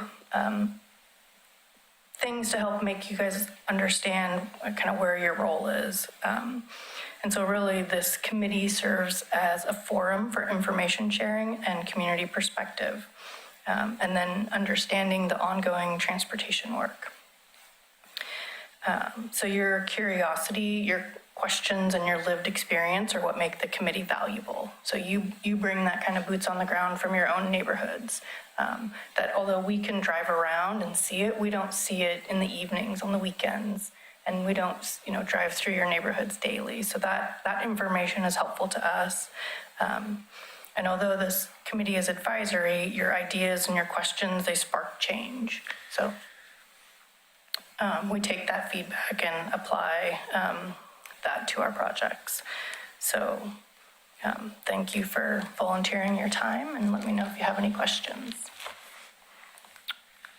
One of the things I could say that we did do is when we had the problems on South End Road, the road construction, we had a lot of traffic, speeding and stuff. And so, Can you speak into the microphone? I don't know how much more I can do. That's going to start whistling. Thank you.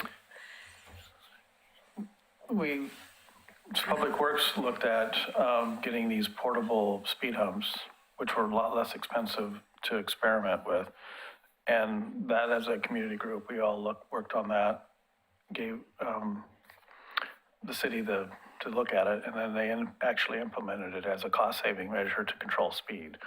And then we could move them around to different cities. So that was like one financial thing that we penciled out that it helped the city out on that. So, but a lot of times we're like a sounding board for the city. What do you think? Or what are issues that we have in the different parts of the city? One of my pet peeves was, in the first start, when I started, was how dark Redlands Road was at Abernathy and Holcomb. And we found out that the city could get PGE to fix the pole, to put the light up. Didn't cost the city any money. And next thing you know, we have a lighted intersection now. So those are things that we need, us as a body, to identify these things that are deficient and then figure out how we can pay for it. Is that a good summary? Yep, thank Good. you. And we have So, Emma. and then they like us for that. I'm gonna ask. Any other questions on that? You guys, yeah, all right. I Welcome. have Emma online. Good. She's gonna Yeah. ask a question. Yeah, I'm also on the, I've been on the pedestrian bicycle advisory committee for Clackamas County for about 5 years now. And I'm just wondering, does this committee deal with issues related to bike lanes, to bicycling, to sidewalks and pedestrians? And also, do we deal with issues like, well, you were just mentioning traffic softening. So I guess I have kind of three questions. One is, do we deal with all modes of transportation that happen in Oregon City, not just cars? Correct. And I guess the second question would be, to what role does this committee advise on issues like, hey, let's try traffic softening, let's put in some speed bumps, let's do lane reduction, do any ideas originate from this body and go to the commission or to the planning department for consideration, or do you just come to us and we're just a sounding board? Is it an interchange? I guess a lot of questions. There's a lot I have to learn. Yes, the answer is yes. Case in point, Dayna will remember my request about reducing the speed on 213 between Redlands Road and Prairie Schooner. And this was an ODOT environment that she proceeded with finding out with ODOT going through the process. It took us 2 years to get a 5-mile-an-hour reduction, is the end result. And then we had a lot of traffic accidents on there to try to back up the study of why it needed to be reduced on there. So we've had other roads that have had speed issues that we've gone through the process with the city, going through ODOT to do lane changes or speed changes for that. So those are areas that we have put input in, citizen complaints coming in, speaking in front of us. And, it's not instantaneous, but that the process is to research it, make the recommendation, go through the other government agencies that are involved in the decision. So, yeah, we do have an impact. But we're not the ones that, we bring the idea and the solution, and they proceed with the feasibility and the regulations to make sure it's all done right. So, is that a good way of describing it? Yes, yep. And again, we do cover all modes. So walking, Yeah. biking, vehicles, access to transit, coordination with transit type of project. Yeah, we had a former commissioner, was a very avid biker, and he biked everywhere, so he was the bike voice. He's now down living in California, so I'm sure he's enjoying his biking down there. But, yeah, all modes, public transport, the shuttle bus that's in the city, you know, so there's all modes, it's not just cars.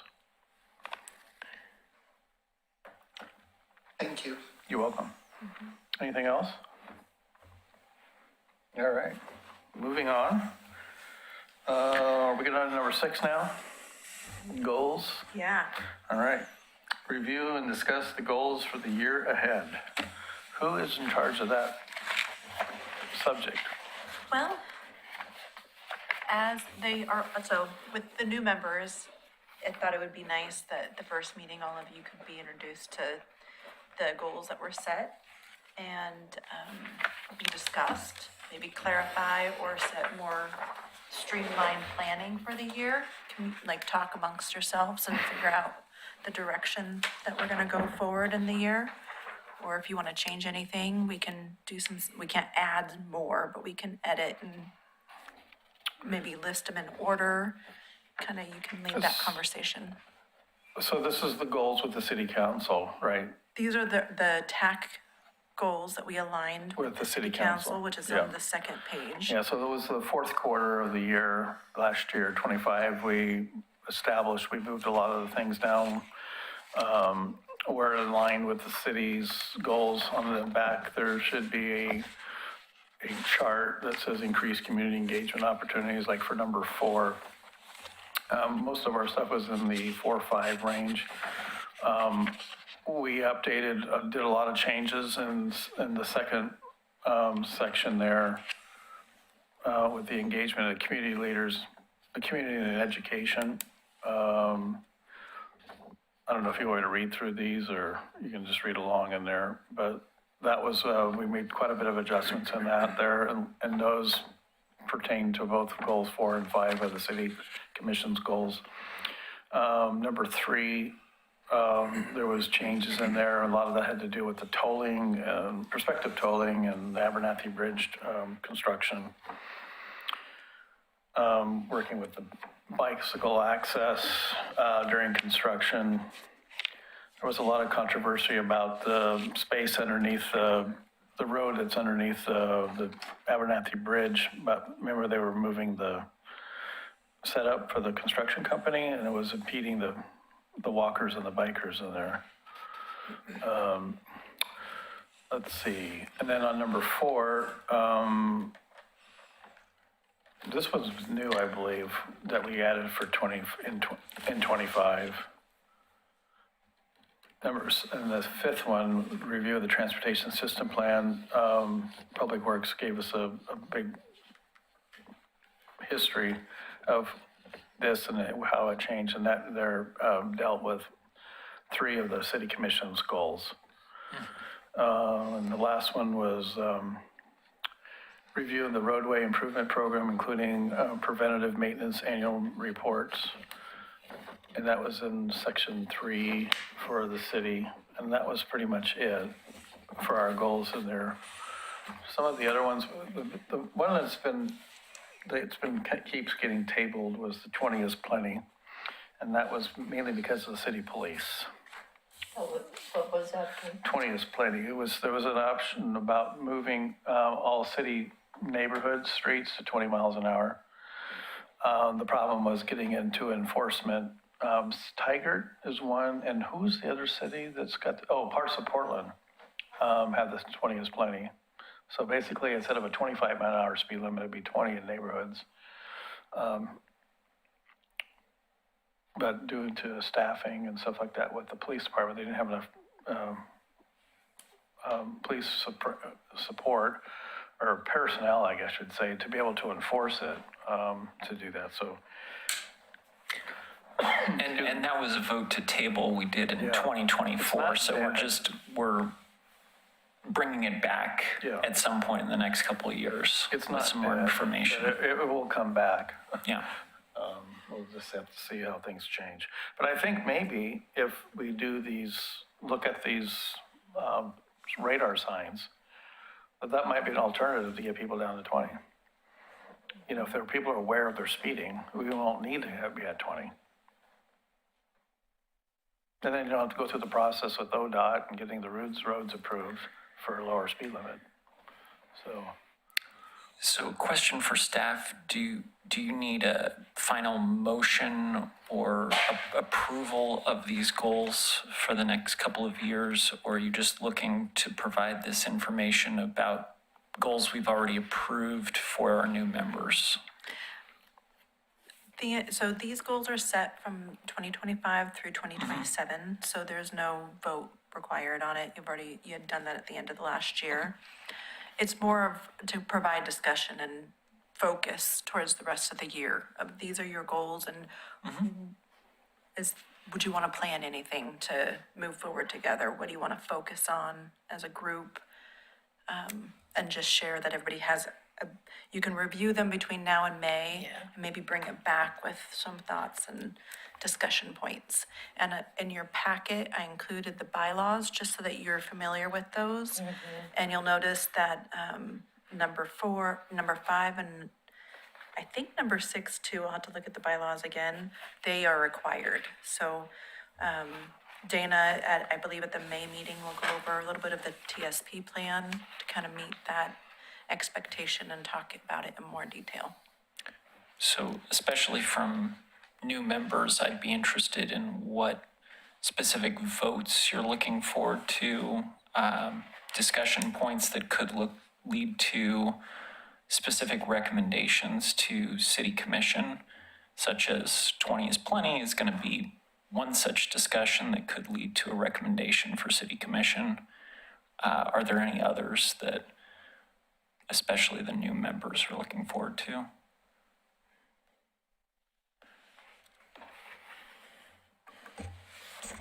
Yeah, 5 and 6, I'm interested in hearing the transportation system plans every 5 years. Is that this year? Is this the 5th year? Or? I think we're past it. Past it, So okay. part of it, the conversation in May, we'll kind of go over it because Gotcha. funding, it'll go into a deeper conversation about funding, but we will review it. So we're on track to meet that this year.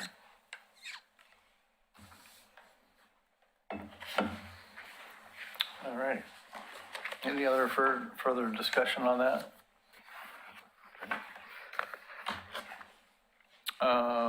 Let's see, number 7, Transportation Research and Education Center, the Community Transportation Academy. Is that you, Dayna? Or is that? Well, I had added that because we had sent the email. It was an option to all of you to join. And Raymond and Betty, you both had submitted a form, and we thought that may be a discussion point of doing that. I think it's every month or every couple of weeks, I can't remember. And maybe you could bring information back to the group. Yeah, I'd be happy to keep people up to date. I did receive notice February 26th from the Community Transportation Academy, which is through this Transportation Research and Education Center that I've been accepted into the program. It was a competitive program, so we had to apply for a position in the class. It was a limited number of students that they were able to accept. We start March 31st, and it'll be every week, every Tuesday, until June 2nd. So 10 weeks, 10 Tuesdays in a row. And I'd be curious, Betty, if you heard back about your application as well. I'm excited to be a part of it, to learn about it. Oh, great. I think it's going to be a great class. Well, congratulations on getting in as well, and I'm looking forward to seeing you down at PSU. I'm going as well. Wonderful. Thanks too. Excellent. We'll have a lot of representation downtown I like Portland. it. I like it. I'll probably be on Zoom mostly. Yes, they offer Zoom and in person. Yeah, so those could also be conversation topics for the group. As we move Yes. forward. That's great. All right. Moving on would be number 8, Oregon City Neighborhood Traffic Fact Sheet. Upon the following questions received, did you get any responses? Is that you, Audrey? Yeah, well, I think that Dayna will talk to the points, but Raymond had provided some feedback or questions throughout the document. And so we just thought we had to go through those and make sure we addressed everything and can have conversations around them. But there weren't any official changes to the document. These are good conversations to have, though, to better understand, and she'll go through those. All right. Excuse me. So one of the questions was the sidewalk infill program and the areas the city has connected lately and high priorities. It's been a little while since we've been able to identify some missing sidewalk that has kind of been able to move forward. A few years ago now, we connected the missing piece of sidewalk on Gaffney, near Gaffney Elementary, in front of that single-family home. And then just last year, we had competing city commission goals. So the city commission goal of infill sidewalk and tree preservation. And so when we were preparing to pave Warner Milne between Malala and Beaver Creek, there was a missing piece of sidewalk adjacent to the church there. There is a very large white oak directly in the path of the sidewalk. So the city worked with the representatives of the church to have discussions about meandering the sidewalk onto the church property. And we weren't able to kind of get to a solution. And the church was willing to allow the tree to be cut down to have the sidewalk placed adjacent to the roadway. But that was a large tree, and so we took the option to the city commission. The church wasn't, willing to have it go into the property, and the city commission ultimately decided that the removal of the tree for the installation of the sidewalk was not in the best interest. And so they did not ask staff to proceed with that sidewalk infill. And so often, as you can imagine, in these neighborhoods without sidewalks, we run into tree conflicts where trees have been planted along there. So we do continue to look each year when we lay out the roadways that'll be part of our pavement reconstruction projects. We look at if there's some missing sidewalk. When we paved Holmes Lane recently, there is missing sidewalk there. The sections that were missing weren't easily added due to missing right-of-way and various reasons. So we've not had a lot of sidewalk infill lately. We're currently looking at, which roads are next in the queue for paving, and so we always will look at sidewalk infill. So we do set aside an amount of money each year for that infill. But it's been a couple of years. That money kind of goes back into the transportation fund if we don't spend it. And right now, what I'm using kind of those unspent monies for is moving forward the 213 and Beaver Creek Road project. And so all of that kind of saved up money that hadn't been spent is set aside. That project is expected to be in the $6.5 million range. Which I just have to say drives me crazy because it's an ODOT road and it's a Clackamas County road, but the city of Oregon City is doing the best they can for their citizens by fixing it. We did just recently take that stretch of Beaver Creek from the county, but, so we've kind of taken that road and accepted the ownership of it. So I guess now it's a little bit of our own problem. So, you know, I can't really share any like recent examples where we've just been able to do sidewalk infill. Has City Commission already approved the 6.5 million for that project, or is that just conceptual at this point? That cost estimate is based off of a conceptual design, but it is within the city's adopted budget. Okay. So once we identify the consultant team and negotiate that scope of work, then the city commission would approve that contract. And then once we have full design and we go out for bid, the city commission approves that construction contract as well. When you do sidewalk infill, do you ever have to purchase the right of way or the property from the adjacent landowner? That's what makes that's what makes it difficult.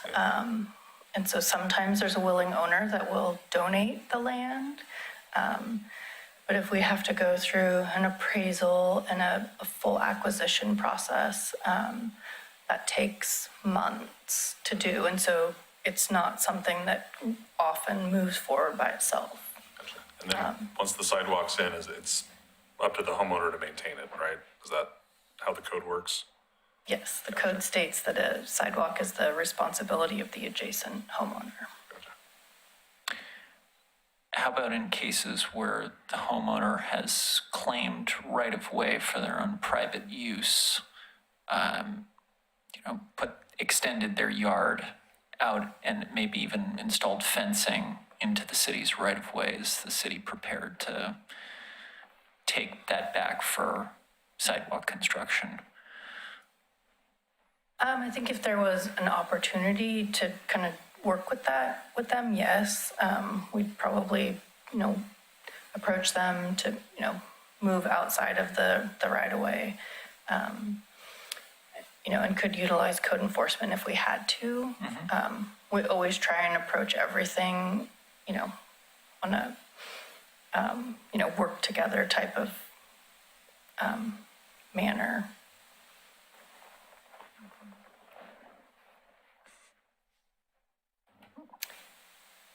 Let's see.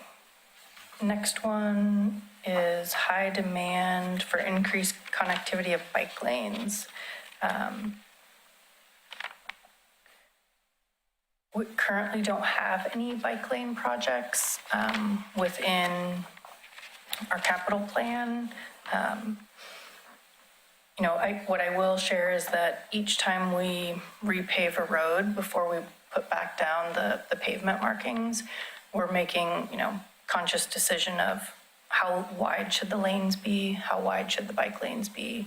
And so as we're preparing to pave Malala Avenue this summer from Division Street to Warner Milne, if that corridor didn't have center medians, we'd probably look at kind of slimming up the center turn lane, maintaining, a consistent travel lane and seeing if we can squeeze a little more real estate into maybe a buffered bike lane. Those center medians restrict us quite a bit. So we've really got to put the paint lines back that lines up with those center medians. So where on the section of Malala that we built a few years ago, we put those buffered bike lanes. So when we can squeeze things like that in, we would look to do that. Unfortunately, with the section of Malala with the center medians, we're not able to kind of find that space to add a buffered bike lane. So, we're doing our best as we have opportunities to change things, but don't honestly have either a sidewalk infill or a bicycle lane project in our plan right now for the next 2 years. And I guess to just clarify, I understand about the no room for buffers and you can't add space to the right of way, but what if you made the entire sidewalk wider and then made the sidewalk up and down a shared use path rather than having the bike lane at the road level. And I think in a new construction or a large corridor project, we could look at that. So as we're working with developers on private property, that is a discussion we're having with some properties where we've got a shared use path adjacent to a city street. And is there an opportunity to combine that bike lane instead of it being a bike lane and a sidewalk with a shared use path? Can we pull that bike lane up into the shared use path? Emma's on the call. Emma? So how can I, for instance, how can I utilize this committee and its work to advocate for 27, 29 to increase the number of interconnectivity bike lane projects that the city might consider? I mean, for me, I think that that's a priority. Part of why I care about this committee is because I'd like to increase the modes of transportation access that people utilize in the city, including walking and biking. And I'm just wondering how, I mean, I understand right now you've got your plan for 25, 27. I'm coming in the middle of it. So, but I'm wondering for 27, 29, how can I pitch you some good projects to consider including in your budget and your planning for that period? Should I just bring in proposals or try to find experts in the field who can try to talk you into spending a few $100,000 on bike lanes, or I don't know. I'm just wondering how to utilize this committee to be an effective tool for advocating for that, because that's something I think that Oregon City could use as a better system. I mean, it's not bad. I talk to people who bike around Oregon City, and I don't hear a lot of complaints, but I mean, I also know that there's a lot of stretches of road that people just aren't ever going to go on. And I mean, especially nowadays with people using e-bikes really changes the game a lot, because right now e-bikes are going up sidewalks at 30 miles an hour, and it's really dangerous for pedestrians. And it's also dangerous for the e-bikes. I mean, there's stretches of road where, and you can't really be on an e-bike on a road because you really have no protection. I mean, there's just no protection from a car.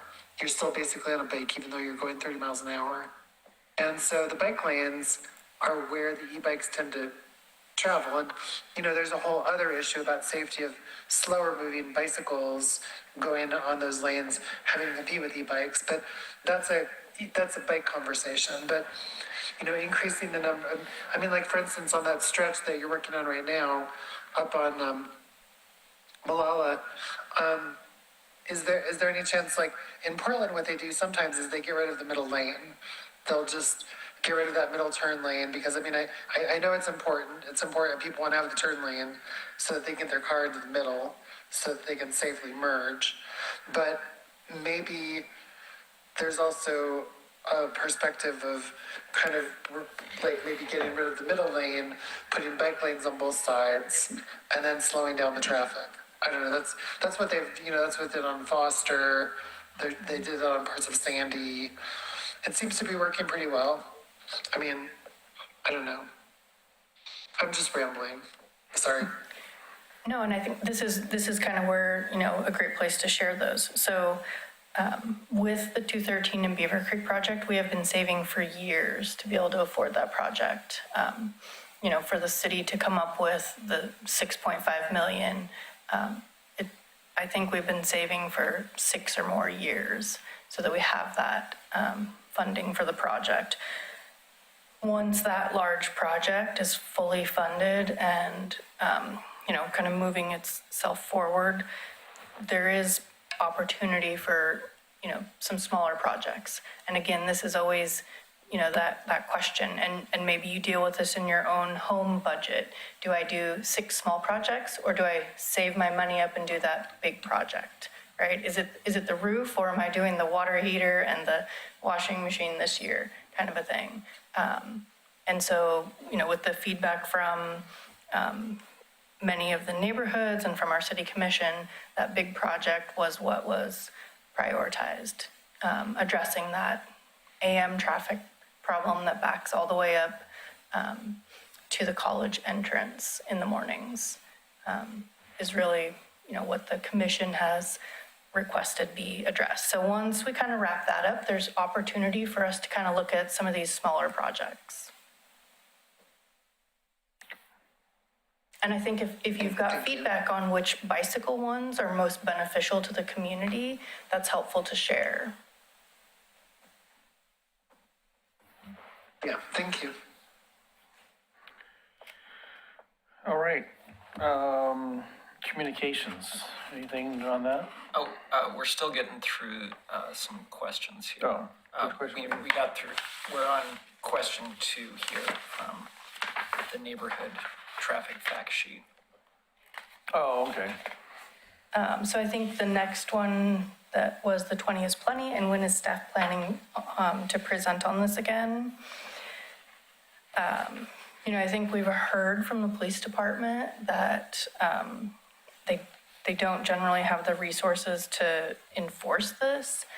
It comes at a cost, right? So the cost to replace all of those signs, Jayson's team gave me the numbers on how much they cost. I don't remember off the top of my head, but it's not cheap. So it's the hard cost of buying the new signs. It's the soft costs of his employees spending weeks replacing signs. And so I think it becomes a question, if that is the ask of TAC, is that we, kind of continue to move forward with it. That's those same dollars that would be building the sidewalk infill or adding in the bicycle lanes. And so it's, what is that priority of the Transportation Advisory Committee as we prepare our budgets? Is it that we think about getting more of those speed feedback signs that collect the data? Is it, that we look at a 20 is plenty?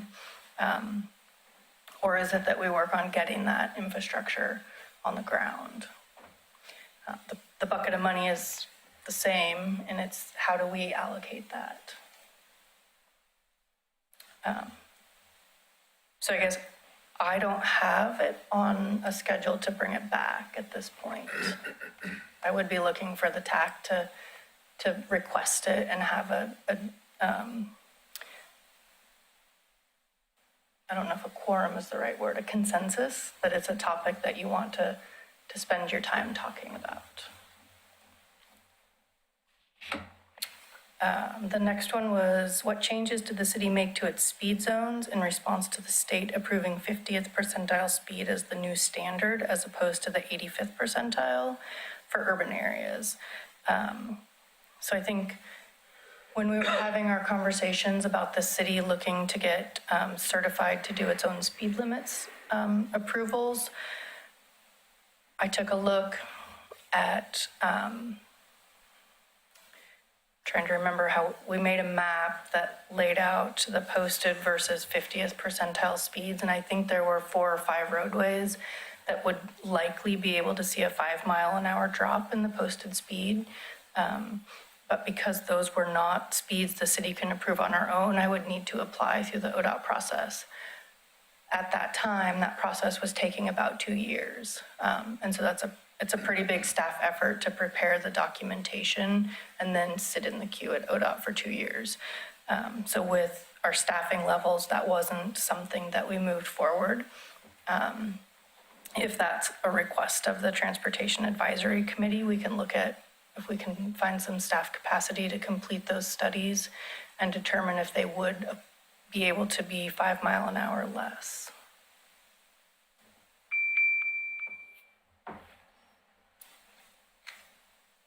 Let's see. The next one is, it is noted that speed radar trailers are not suitable for permanent action, nor do they provide enforcement action to prevent continued speeding. Could we note here that the city is currently exploring options for speed and red light cameras, which could provide these permanent benefits? So implementation of speed or red light cameras would be implemented by the police department. So the transportation, group, although we do a lot with transportation things, it has to be a licensed, certified police officer, whatever the correct term is, to review those and issue tickets. So that program would be implemented through the police department, and typically those revenues are part of the police department revenues. Where Public Works would come in is helping with any of the appropriate signage and placement of those types of systems. Back in, I think around 2018, Public Works and the police department looked at red light cameras with a agency that does that. And there were only 2 intersections that agency felt had enough violations to make it pencil. And the violations at those intersections were right on red. And the police chief at the time wasn't comfortable with issuing tickets to a right on red. And so the program didn't move forward. What year was that? I think it was around 2018. Okay. It was when Chief Band was here. Almost 10 years ago now with a different police chief. Yeah, so, and the 2 intersections that was at 213 and Beaver Creek. And I believe the right on red, there's only one corner of 213 and Beaver Creek that doesn't have the little bypass.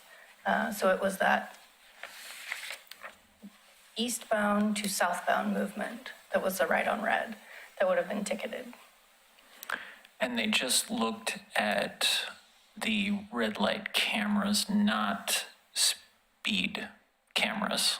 Correct. Okay. I think the other one was at 90, and 15th, and those would have been right on red violations. I mean, I don't want to speak for our fellow commissioners here, or committee members, so I just want to ask the question, is there interest from this committee to have someone from the police department come and talk about what the latest technology is, since the technology has advanced significantly in the past 8 years, and then also talk about, in addition to red light cameras, talk about speeding cameras and potential installation of that in targeted areas of Oregon City. I think it'd be a good idea. Because the biggest offender street is Prairie Schooner. It's people not necessarily turning right on red, which they are, but all lanes are turning right on that street and they're all running through them. And every cycle, you'd be able to get 2 cars. Every time that light turns green to red, there's 2 cars during the busy morning hour where people are just blowing through it. And it'd probably take 2 years, and they'd probably be able to get the message, and they could take the camera out and move it somewhere else. But there was a guy who went too fast through the red light and turned his load right there in front of the gas station, and there was a big backhoe that was on the side of the road on its side. So, and it just be more of those. They're coming. I think that would be a good idea to see if the police department would be interested in telling us what's new and available, and how would this fund any new projects that they need. Emma's on the line. She'd like to speak. Emma? Yeah, I think that when we advise on issues around red light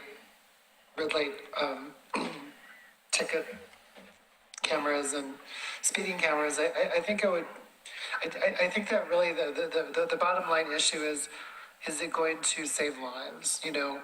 So, over the last 15 years I've lived in Oregon City, there have been a handful of pedestrian deaths that have been caused by red light runners, speeders, and people not noticing when somebody's crossing at a crosswalk or crossing the street. For me, what I'm most concerned about is if we put in that kind of technology, because it's going to be very alienating to a majority of residents of the city. But if it saves lives, then it's definitely worth it. I mean, if it saves lives and prevents injuries, if it's just a way of generating revenue, I mean, I guess even, I'm on the transportation committee, I should be for it, but I don't know if I'd necessarily be for it just because it generates revenue. I mean, I think that it should be proven, like, that it has a really positive effect on public safety. So that's my thought. Well, it's not always about revenue, it's about safety first. Tiger would be a good one to find out. Highway 99, there are several red light cameras, they're not speed cameras, but there are some really habitual intersections people just blow through. And you've got 5 lanes of traffic running along Pacific Avenue, Pacific Highway there, all the way from Greenberg Road, is a big area up to the 5. I think there's 4 or 5 red light cameras there, and they're busy, flashing away. And I think you get one of those in the mail and you remember to stop the next time you see a red light. But when you've got 5 lanes of traffic, that's a lot of safety right there. We don't have that many kind of a situation here. I don't think 99 running through, around the mill all the way to 205, because you don't have a lot of pedestrian traffic there crossing like other cities do on a stretch there. And I think also putting that island that you have, like from the gas stations to the car dealership there, I think that is kind of a calming effect of traffic speed in there. It's just when you get to the open area where everybody starts to think they can go faster.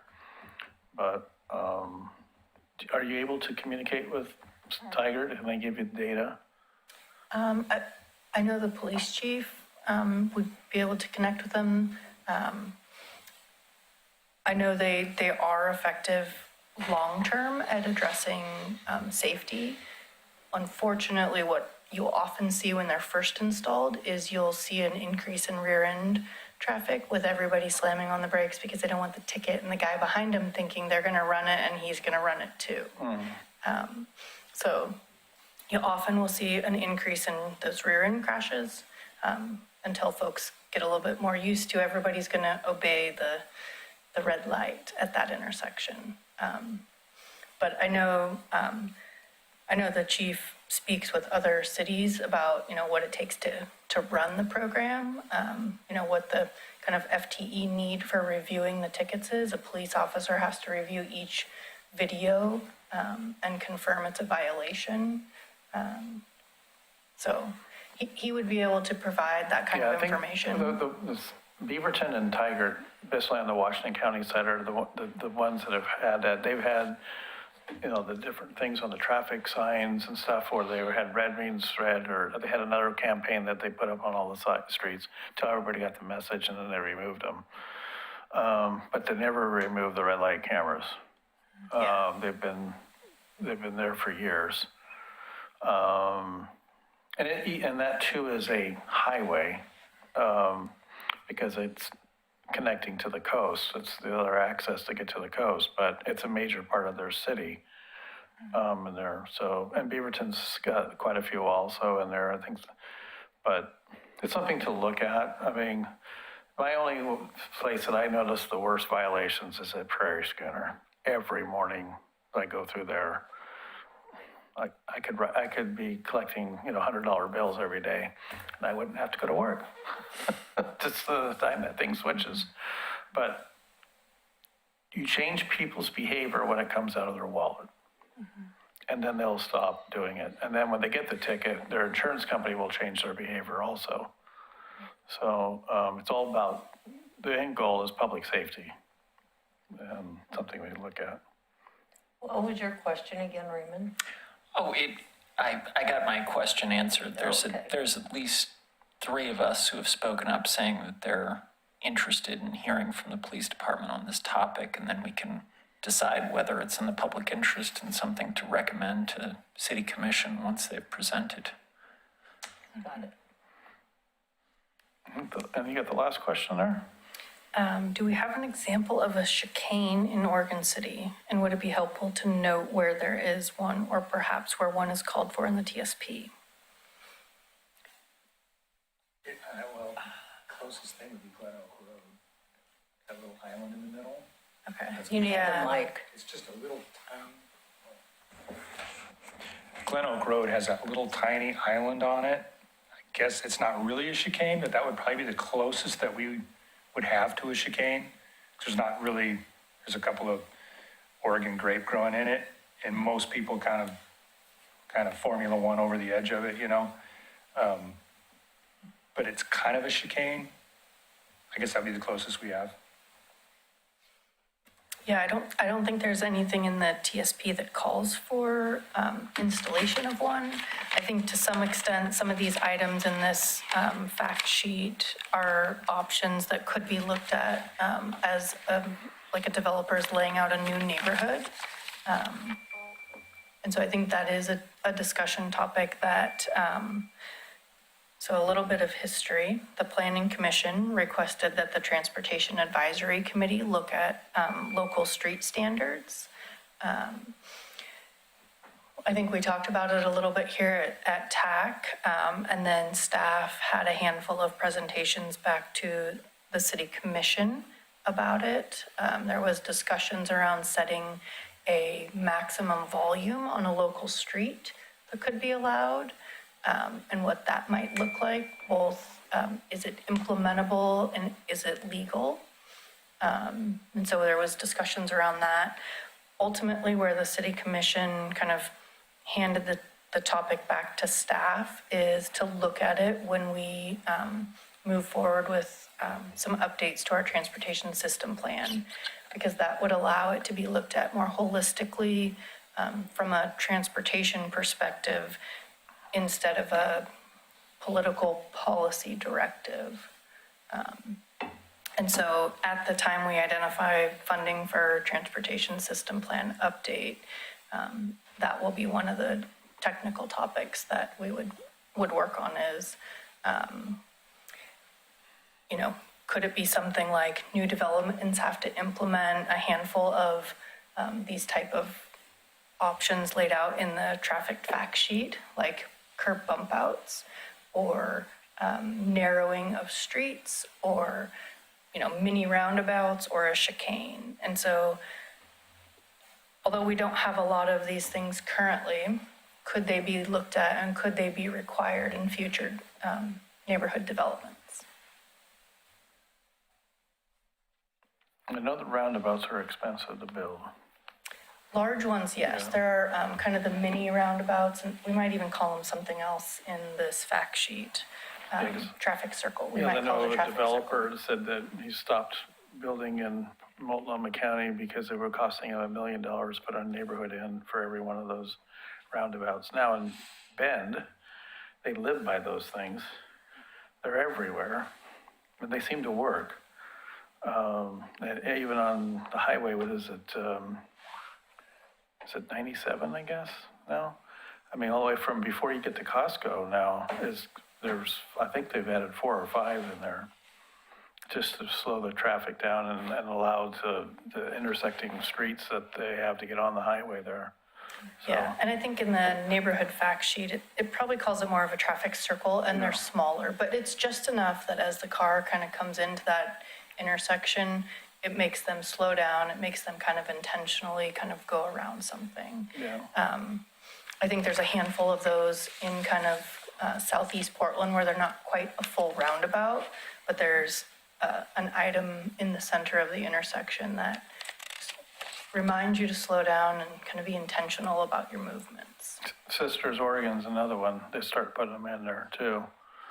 So, I mean, even very small communities like that are putting them in just to get people to, it's mainly to stop having stop signs. But it does slow traffic down and it allows other traffic to merge in safely than, you know, trying to do a guessing game who gets to go next. Yeah, a full roundabout is much safer than a signalized intersection. There's no red light running at a roundabout. Yeah. And in the event someone doesn't yield appropriately, it's much slower speeds, and it's not usually at a T-bone type of angle. I love roundabouts. I can always go round and round until I get to the exit I need. Emma on the phone. Emma? Yeah, it sounds like, it sounds like most of the people on both this committee and with city staff support a lot of these policies. I mean, how do we get them, moving forward? I mean, like you were saying with Bend, I mean, Bend is great. I mean, I drive through Bend several times a year, and I'm always impressed at how easy it is for people to maneuver in Bend with the new design. And a lot of the designs that they've done in Bend were not with new construction or new development. They did it on already existing roadways. And it seems to work really well, so there's at least an example from Bend of where, we can do this well. And we're kind of getting used to this here in Oregon City now with the one over on, with the bridge. I mean, we already have one now as soon as we come off the Oregon City Bridge. And so people who live in Oregon City are getting used to this. So it's not something really foreign, and it's not something that they just do up there in Portland. It's something that we could pretty easily do here. I mean, how do we as a committee advocate for this more effectively with you, the city employees, and with the city commission? So our transportation system plan has a handful of roundabouts identified throughout town. So an example of one that we would love to build is at the intersection of Lynn, Leland, Myers, Warner Parrott, and Central Point. Yes. So those two offset intersections are not great. And we would love to kind of do probably not a circle, probably an oval, kind of a 5-legged roundabout there. That impacts, I think, 4 or 5 different properties from a right-of-way acquisition perspective. And I don't remember how many millions that project is, but it's mostly gas tax funded. So again, if that is the next priority, then that means we've got to make that choice about, do we do these small sidewalk and bike lane infills each year with our little bit of money, or do we save up for 5 or 6 years so we can do that big project? And so it's always that game of, do we spend a little each year, or do we save it up for the big projects? The roundabout at Maple Lane and Thayer, was that in the TSP? And then when they did the development, you got the rest of the money to put that in? Yeah, so in that case, that one was in the TSP for that intersection. The development of the apartments caused the need for a left turn pocket. And we said, if you're going to build a left turn pocket, how about you contribute your share of the roundabout, and then the city contributed funds to get the project done, because you can't build half a roundabout. And if the developer's only responsible for half of it, then either we have to agree to pay the other half, or we have to say, build the lanes and the turn pocket. And then you're stuck with that instead of the roundabout, yeah? Yes. Makes sense. So that was an example of where we used our funds that we had set aside in the bank to move forward a bigger project with other folks' money involved. So when they do new subdivisions, is that something that they're looking at now, instead of making 4-way intersections in neighborhoods, or to plan to do roundabouts in the development? If it's in the transportation system plan for a roundabout, yes. That's the end.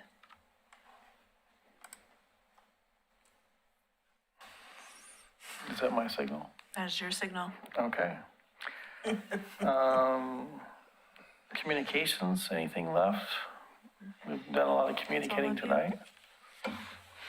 Other than that, is there anything else that somebody has to bring up for discussion before we adjourn?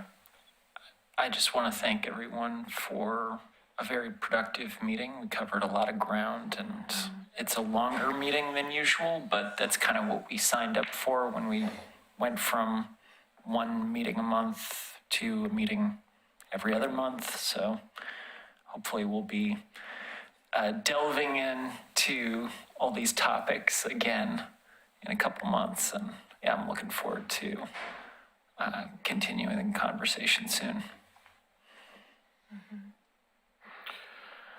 Yes. So if we have any other additional topics, we should be, maybe send them to you, Audrey. If anything For comes the, up, send them my for, way. for the next meeting, which is going to be May, May? May. second Thursday, let's see here. Let's see here. May 14th. May 14th, all right. So the next meeting will be May 14th. Until then, I think we have enough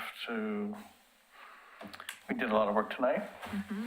I'll make a motion to adjourn this meeting. Anybody like to second that? We're good. I think we're good. I think you can just say we're adjourned as the chair. Yeah. We are adjourned Yeah. officially at 8:26 PM.